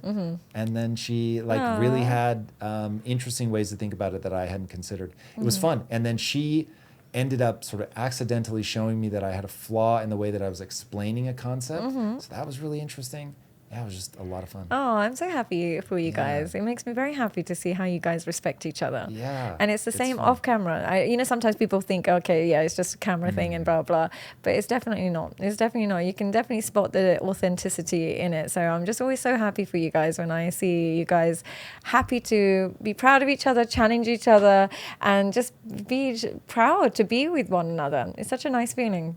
PSA. Yeah. You want to find somebody you have to contend with. Yeah. So I think Jordan Peterson has it right. And I can't tell you enough. So one of the things you said earlier is guys don't want pushback. Yeah. I don't want pushback. My wife pushes back all the fucking time. And the number of times I just want to be like, can you please just let me lead for the love of God? Yeah. And my life would be worse if she didn't push back. Yeah. She has made me a better person because she pushes back. She's made me wiser. She's made me more effective as an entrepreneur, more effective as a husband, as a friend. I mean, just really, really, really. And so my marriage has really made me feel like, hey, some of these traditional things, because I'm way more of a progressive. I'm a technologist. I want to usher in just a new utopia, like make it all amazing. Yeah. But when I look at the traditional grounding of a marriage, how much it's given me. In fact, here's an idea I want to run by you. Okay, so we've just gone through all the things that create all these problems. Yeah. But when I think about what made Lisa and I work is that we found each other young. Yeah. And because of that, she wasn't going after me because I had resources. Yeah. She was going after me because she believed that together I could get access to resources. Now, this feels like the most offensive thing that I ever say out loud, but we may have been better off. In fact, I will just say, on balance, even though I'm a liberty guy, so I want people to be able to choose, on balance, I think everyone was happier when women had to work through men. Yeah. And because I know how inflammatory that statement is, I will ask the audience to give me a second to develop that idea. When Lisa was a housewife, she was not interfacing with the world in a career way, in a business way, but her fate was so tied to mine that she very much was like, okay, what are the important things that are happening in our lives? How are you handling it? In a fun, wonderful way. But like, oh, well, did you ever think about this? Or you should push for that, or you should ask for a raise, or you should try to get equity, or whatever. Yeah. Like, but constantly, like, she had ambition and drive and motivation in her soul, but the only way to manifest that in the world was through me. And so it was making me better. It was pushing me in areas where I might not have pushed, or at least not as pushed as hard. Things I would tell her would make her angry, but they wouldn't make me angry. So she's like, you should be mad about this. And let me give you a different perspective on why. And then even though I wasn't just going to run in and be like, my wife says, you're like, okay, let me internalize that. Let me think about it. That's an interesting perspective. You're giving me a new frame of reference. And so over time I realized, whoa, I'm getting better because of this person's influence on my life. Yeah. And she's getting better because of my influence on her life. Yeah. And then you start going, is that why evolution has gone, hey, I'm going to make this dyad and I'm going to make you different. Yeah. I'm not going to make you good at the same things. And you guys are going to come together now as two halves of a whole. And so, and then for fans of East Asian philosophy, there's this symbol known as the yin yang. And the yin yang has these two sort of, they're almost intertwined, and then they have a piece of each other inside of it. And I've always thought that's Lisa and I. So I am very masculine, but I have a bit of feminine in my temperament. Lisa's very feminine, but she has a bit of masculine in her temperament. And so we have a much deeper understanding of each other. And we believe that together as a whole, we're far more effective. Even though separately we're both very potent and very effective in real life. I mean, you can just look at our individual accomplishments. We're very effective in our individual lives. But when we come together, that it's very much a more than doubling. Yeah, and it could be, you know, sometimes I'll have clients that come to me and say, should I stay or should I leave? And the first thing I ask them is, do you like the person you are more when you're with them or when you're not with them? And usually the couples that last are the ones that they genuinely like the person they are when they're together. Whereas the ones that have no chance are the ones that when they're together, they're toxic, they're brutal, they're rude. But to the rest of the world, they're actually quite nice and they're actually quite calm. It's just this relationship is bringing that out of them. So it sounds like from your perspective, you wouldn't like your life half as much if she wasn't in it.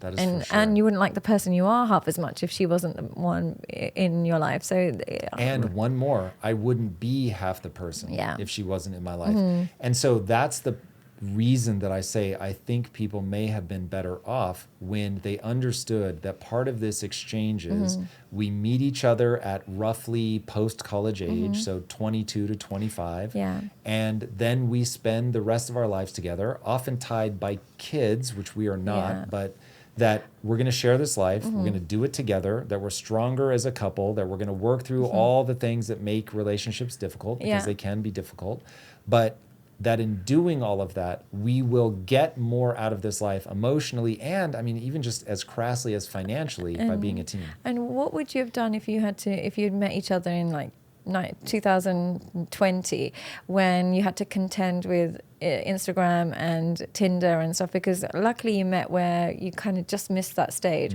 But now because when people meet young, there's so many alternatives and so much like, oh, I'm missing out. Well, how do you think you would have fared if you had met in this generation?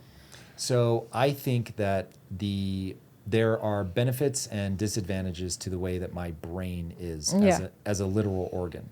I think I am a very deep thinker, but I'm a very slow thinker. Okay. So it takes me a long time to think through very complicated topics.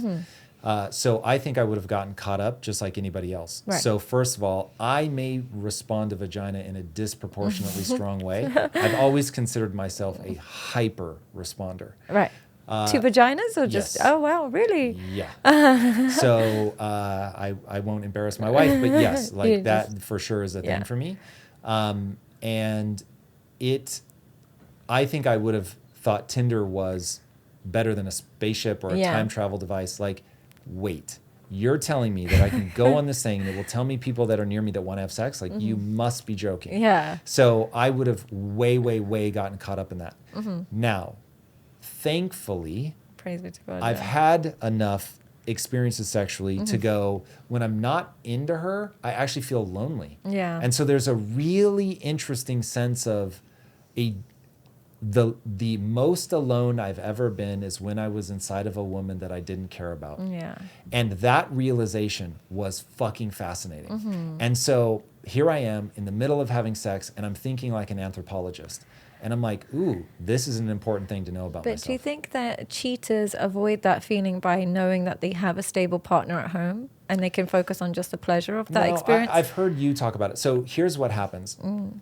If you, as a man, don't have a woman that looks at you like a hero, none of the sacrifices you're making are worth it. I'll spare you the time. Yeah. And so if I think that there's a guy named Solzhenitsyn who wrote a book about the Gulag, called the Gulag Archipelago, about the Russian prison camps.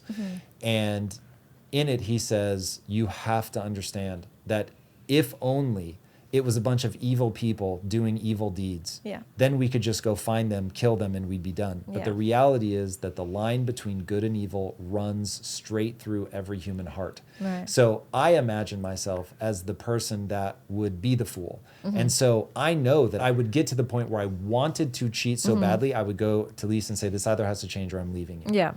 And the thing that would put me in that situation, she doesn't look at me like a hero anymore, and now someone else does, and they make me feel powerful again. And I think if you don't appreciate a man and make him feel powerful, he's going to find that somewhere else. And do they classify appreciation as sex? No, two very different things. So can a man still feel appreciated by a woman that's not sexually fulfilling him?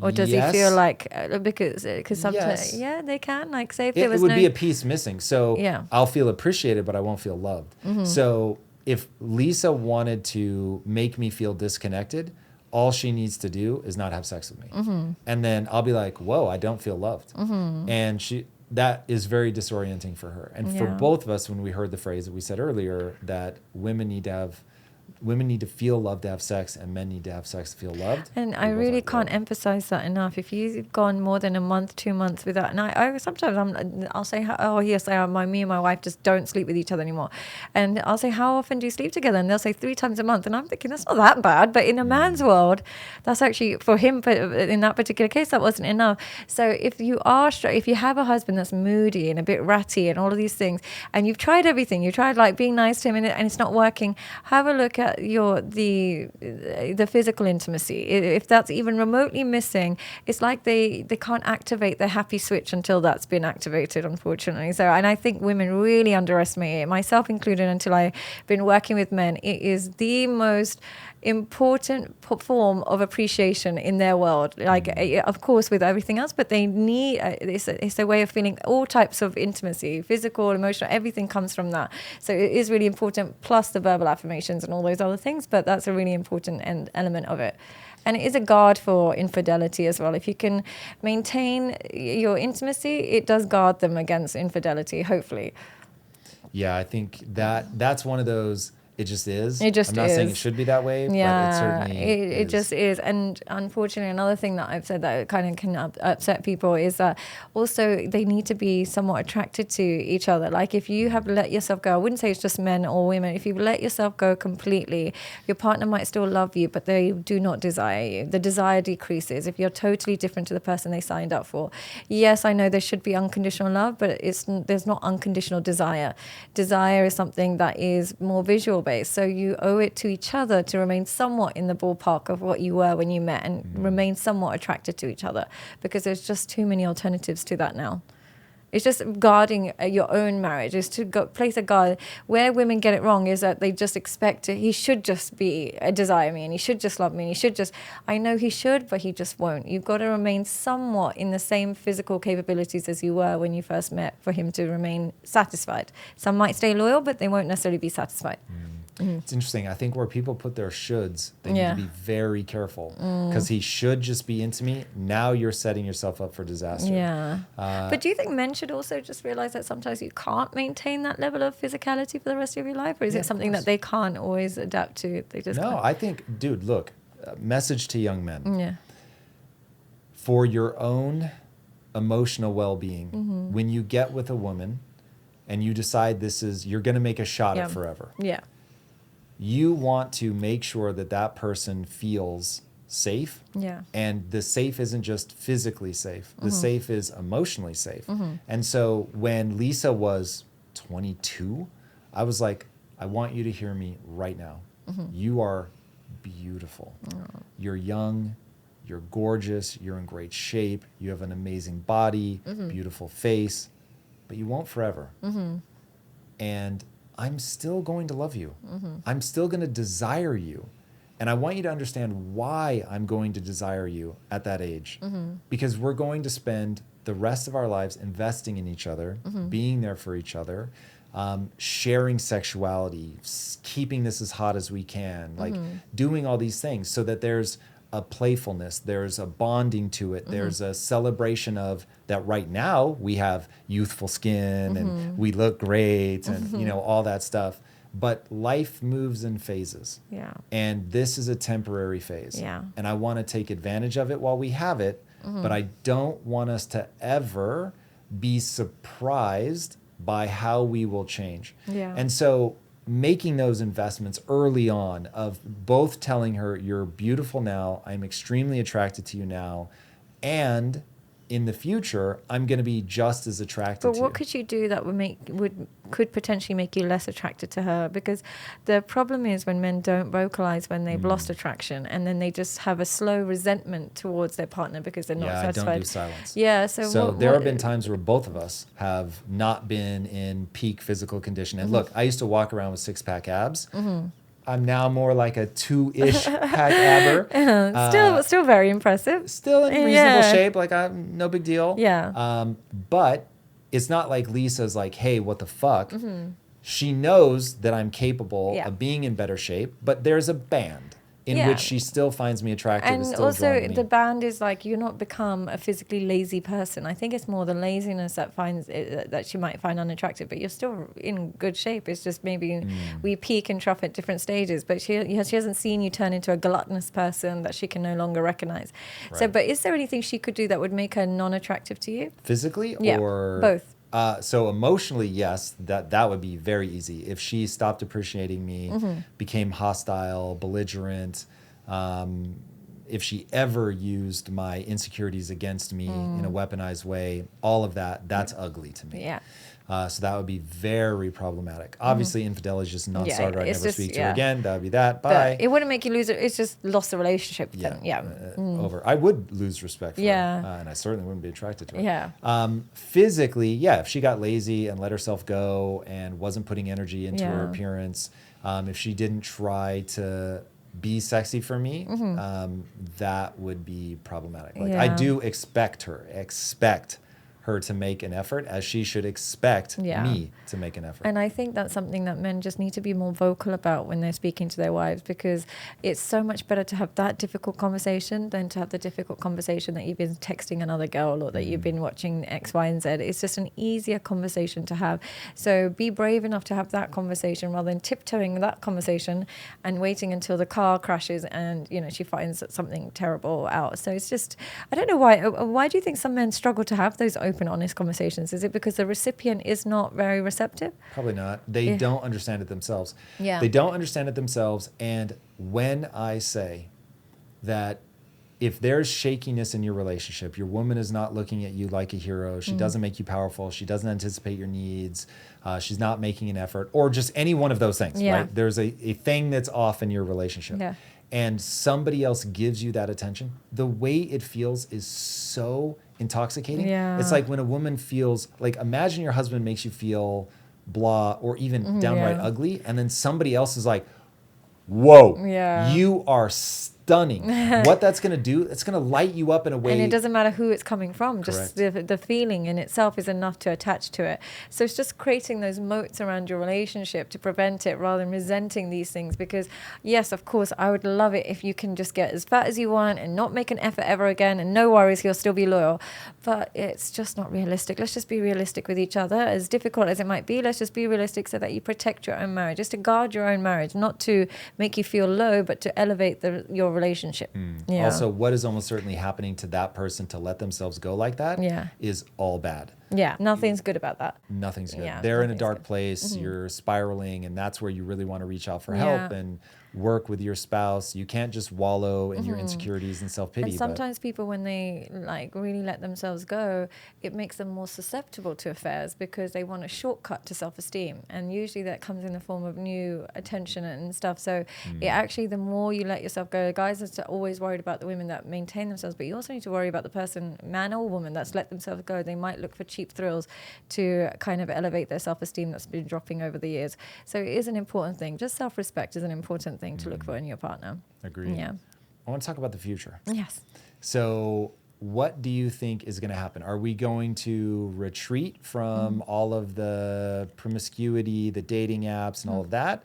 Or are AI girlfriends and sex robots going to take over? It's going to go towards sex robots and AIs. It is definitely going to go more towards that. I remember when we first heard the word chat rooms, we thought it's just where a bunch of pedophiles connect. But really, over time, we now got to the point where we're all talking online all day, every day. It's just got a different name to it. So what seems so scary and so unlike, you know, the idea of putting your relationship status online and all these things was so bizarre. But then Facebook came and then Instagram came and then everything comes. So what happens is the devil is quite patient with how much disclosure and how much you do online. So it starts very small foot in the door technique, but it will get to the point where there's definitely AI and sex robots, and that will definitely become, I heard someone say something, I might have been on your channel, where he was saying that even the robots will create like fear of infidelity and fear of like fighting and that, just to ignite the same human emotion.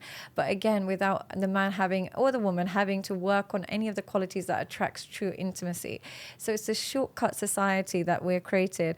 And I think for as long as men worship vagina, then it will get more. The capitalist society is never going to forget that men will pay endless. And one thing I've learned, and this is where my jadedness has come from, is men are deeply transactional. Their generosity is limited to the women that they're actually touching and sleeping with, and they pay for these kind of things. And when you have a capitalist society that understands that men would rather pay for webcam girls than pay their mum's medical bills, or they would rather pay a random prostitutes, school fees, than pay their own daughter's school fees. You learn that men are so engulfed in this area of life. The quickest way to become a billionaire is to provide men sexual access. Give them something that will give them sexual access, and you'll become a billionaire overnight, because that's what men reward and invest in. sadly. And I don't know why that is, but they will literally really, really put lots of money. I see this regularly. You'll see men that will literally, when it comes to, say, they'll say to me, oh, I don't really talk to my dad that much. Every time he calls me, he just wants a bit of money. Or my brother, he always wants a bit of money. And yet they've got girls that they give so much money to. They pay the rent for, they pay the car for, and she's nothing but disrespectful for, but their wallet is open for that girl. But for their own family, they're like, oh, no, I'm not going to pay him. There's transactional nature to their generosity. And I don't know if that's a new thing or if that's always been there, but I have noticed that their generosity is very much linked to attraction and pleasure. I admittedly could never be into a woman that was hostile towards me, so that never resonates when you're like, oh, they're kind of bitchy towards them. That's super weird to me. However, if you look at the way that men engage with pornography versus the way that women engage with pornography. So first of all, female pornography tends to be books. So it's a written word describing the internal state, how people are feeling, all of that. A lot of buildup before the act. Whereas male pornography is shots of the genitalia.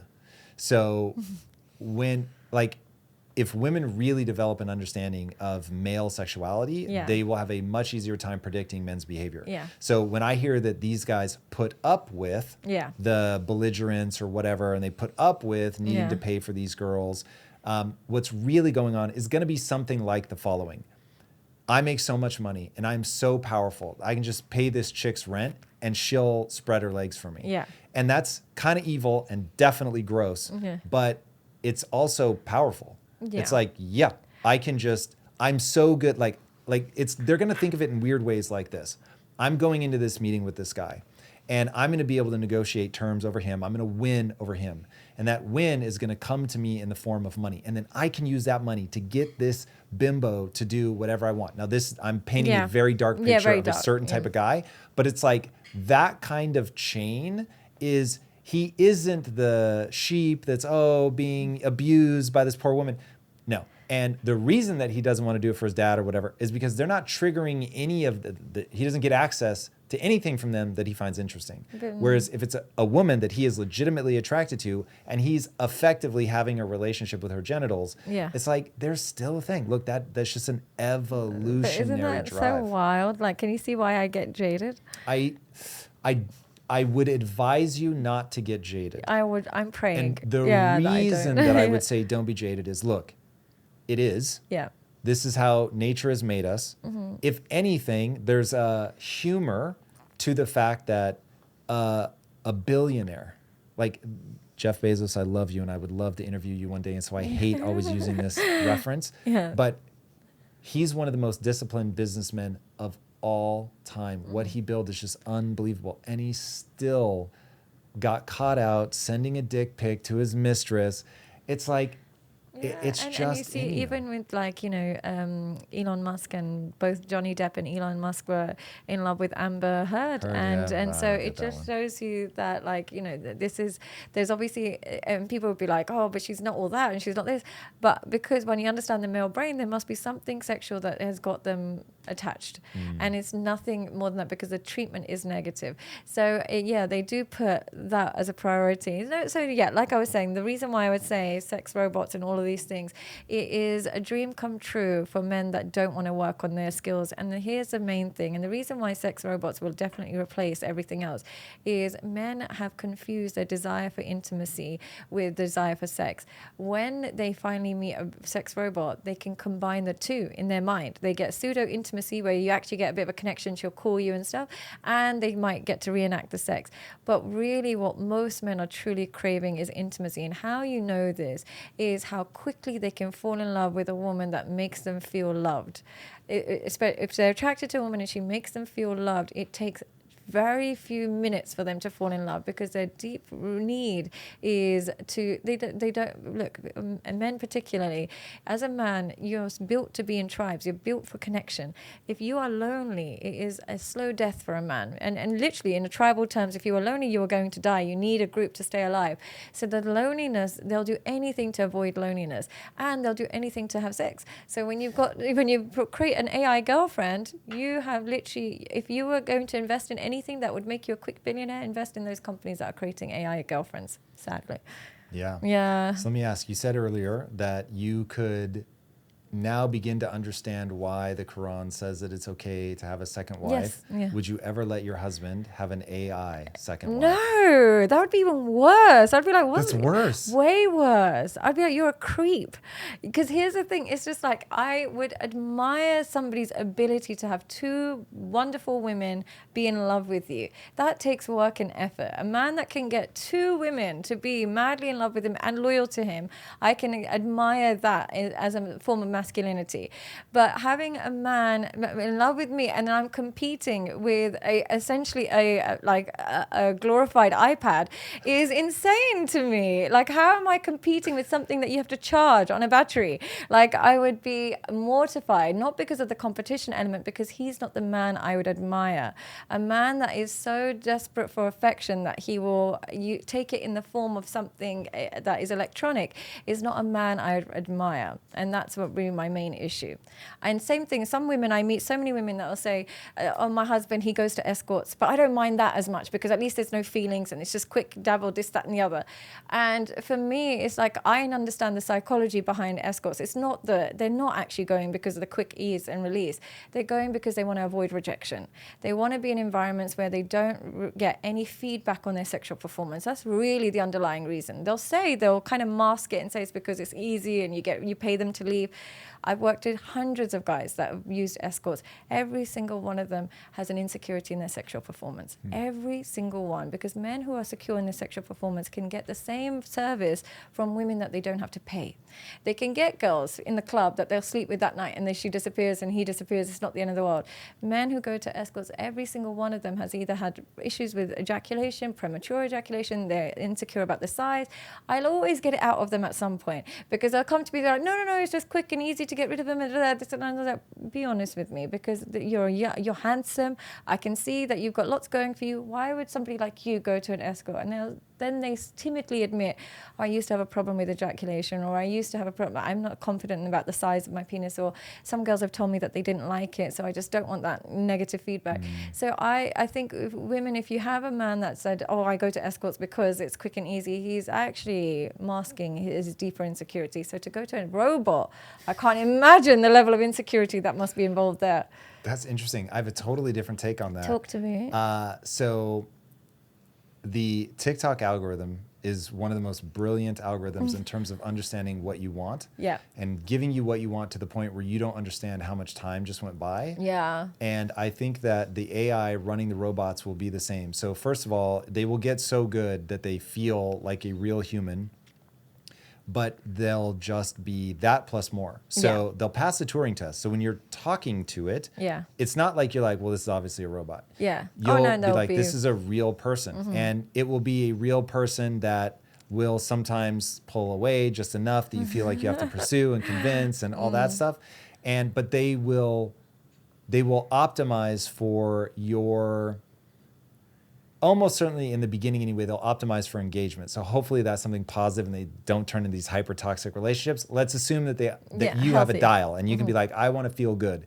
And so it's getting feedback about how you feel, and it's giving you more or less of what you need to actually be imbalanced. And so someone like me is going to have an AI that's like adding to his life and like pushing me to be better and you know, all those things, but is also supportive and looks at me like a hero and all that. So I am beginning to hear women leak anxiety about, okay, I've always had to compete against pornography and the body standards and the sexual enthusiasm and all of that, and that's already exhausting.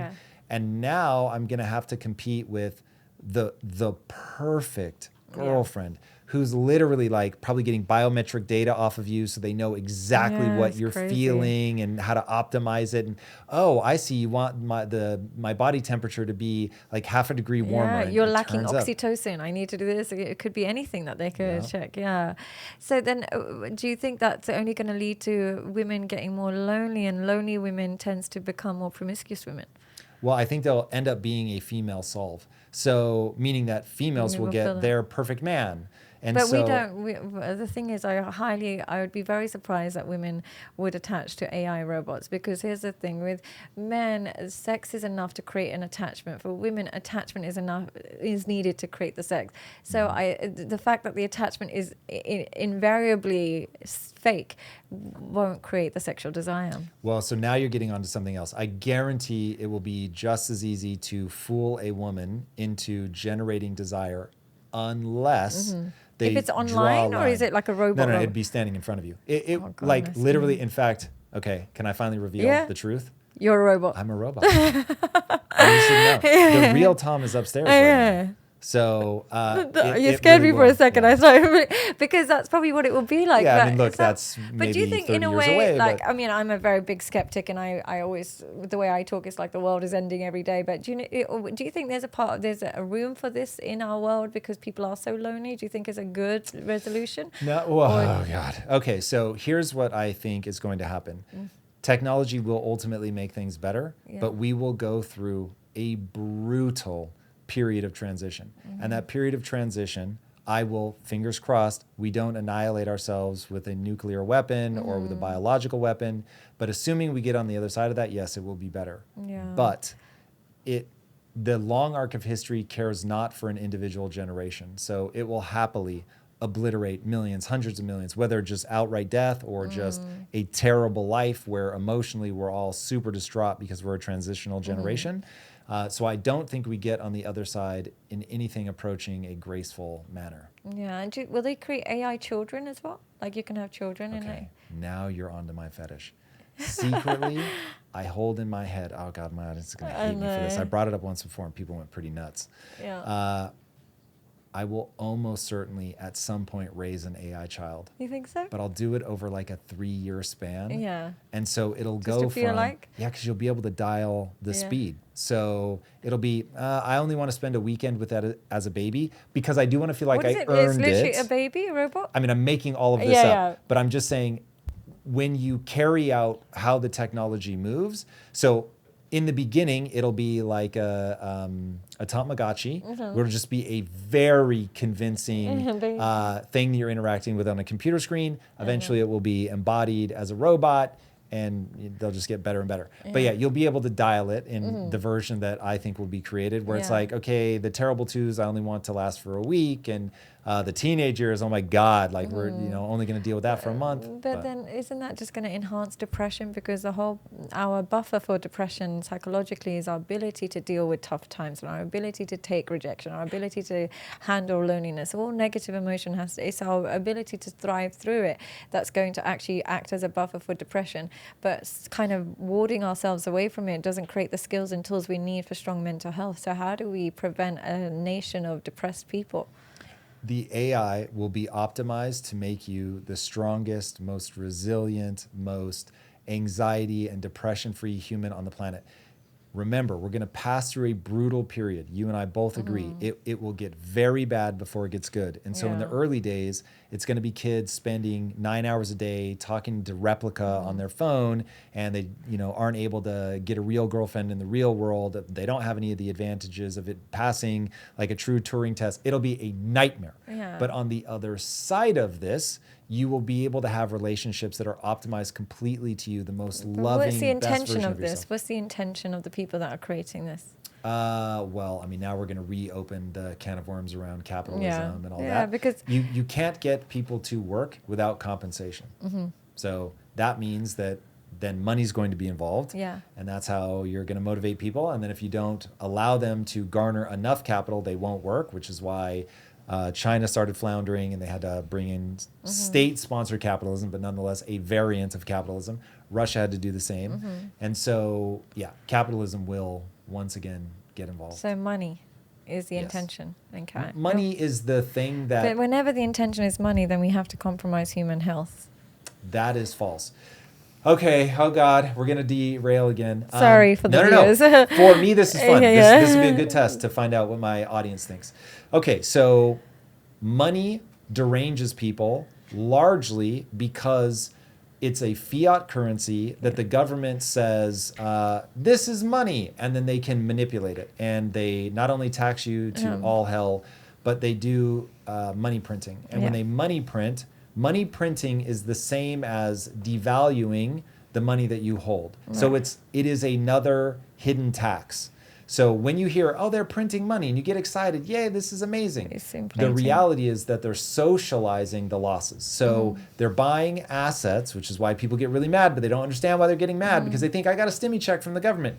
Yes, but the way that they do that is they inject that into the financial system by buying assets. So the people that are rich, that own the assets, they benefit, and then everybody, even the poorest among us, get diluted. Right. So their buying power goes down. So they feel like, but I got a $6,000 check. This is insane. I've never had this much money in one check ever in my life. Yes, but your money is worth less now. Yeah. And so now the price of bread went up. And so that $6,000 doesn't really get you much unless you invest it, which of course you won't.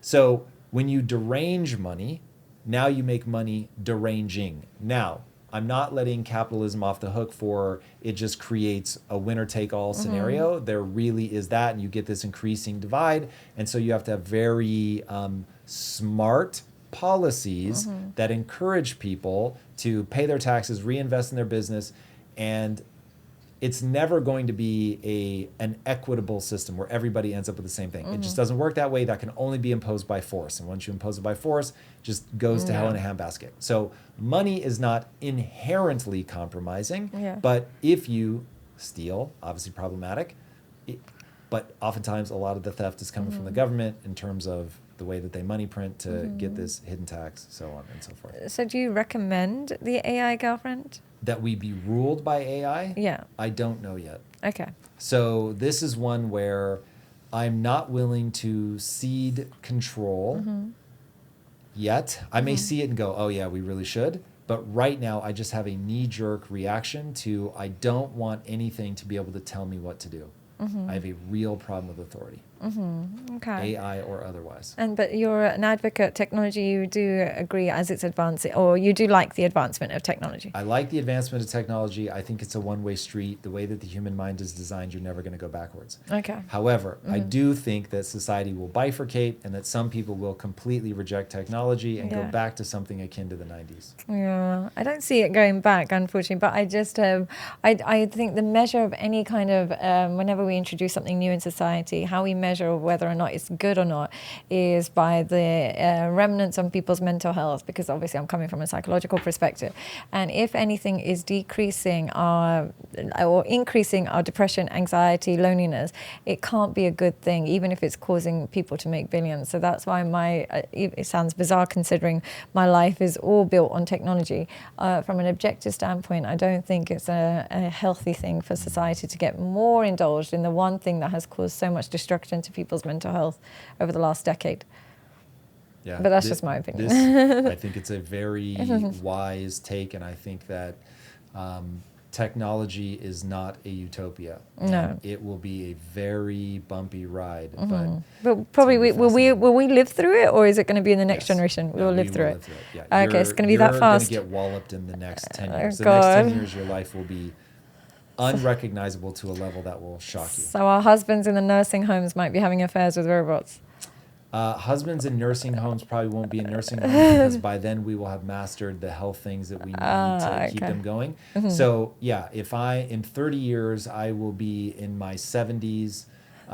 So assuming I keep myself in good shape, in 30 years, you're probably past what's known as the singularity, where things are changing so fast it is absolutely impossible to predict. Okay. Yeah, it's an impossibility. It's going to be crazy. Got it. Sadia, I enjoy every second I get to spend with you. Where can people find you? At the Sadia Psychology on Instagram, but and everything else is Sadia Psychology. I do have a Patreon. I do have programs. I know I've been very aggressive with men, but I do have programs designed to help men rid themselves of these kind of problems that I've discussed today, where it's video calls and videos and all sorts of kind of activities to help reduce this dependency on any kind of addiction and help them become a more valuable man, and for couples as well. So there's lots of ways to get in touch, whether it's Patreon, TikTok, Instagram, and YouTube, of course.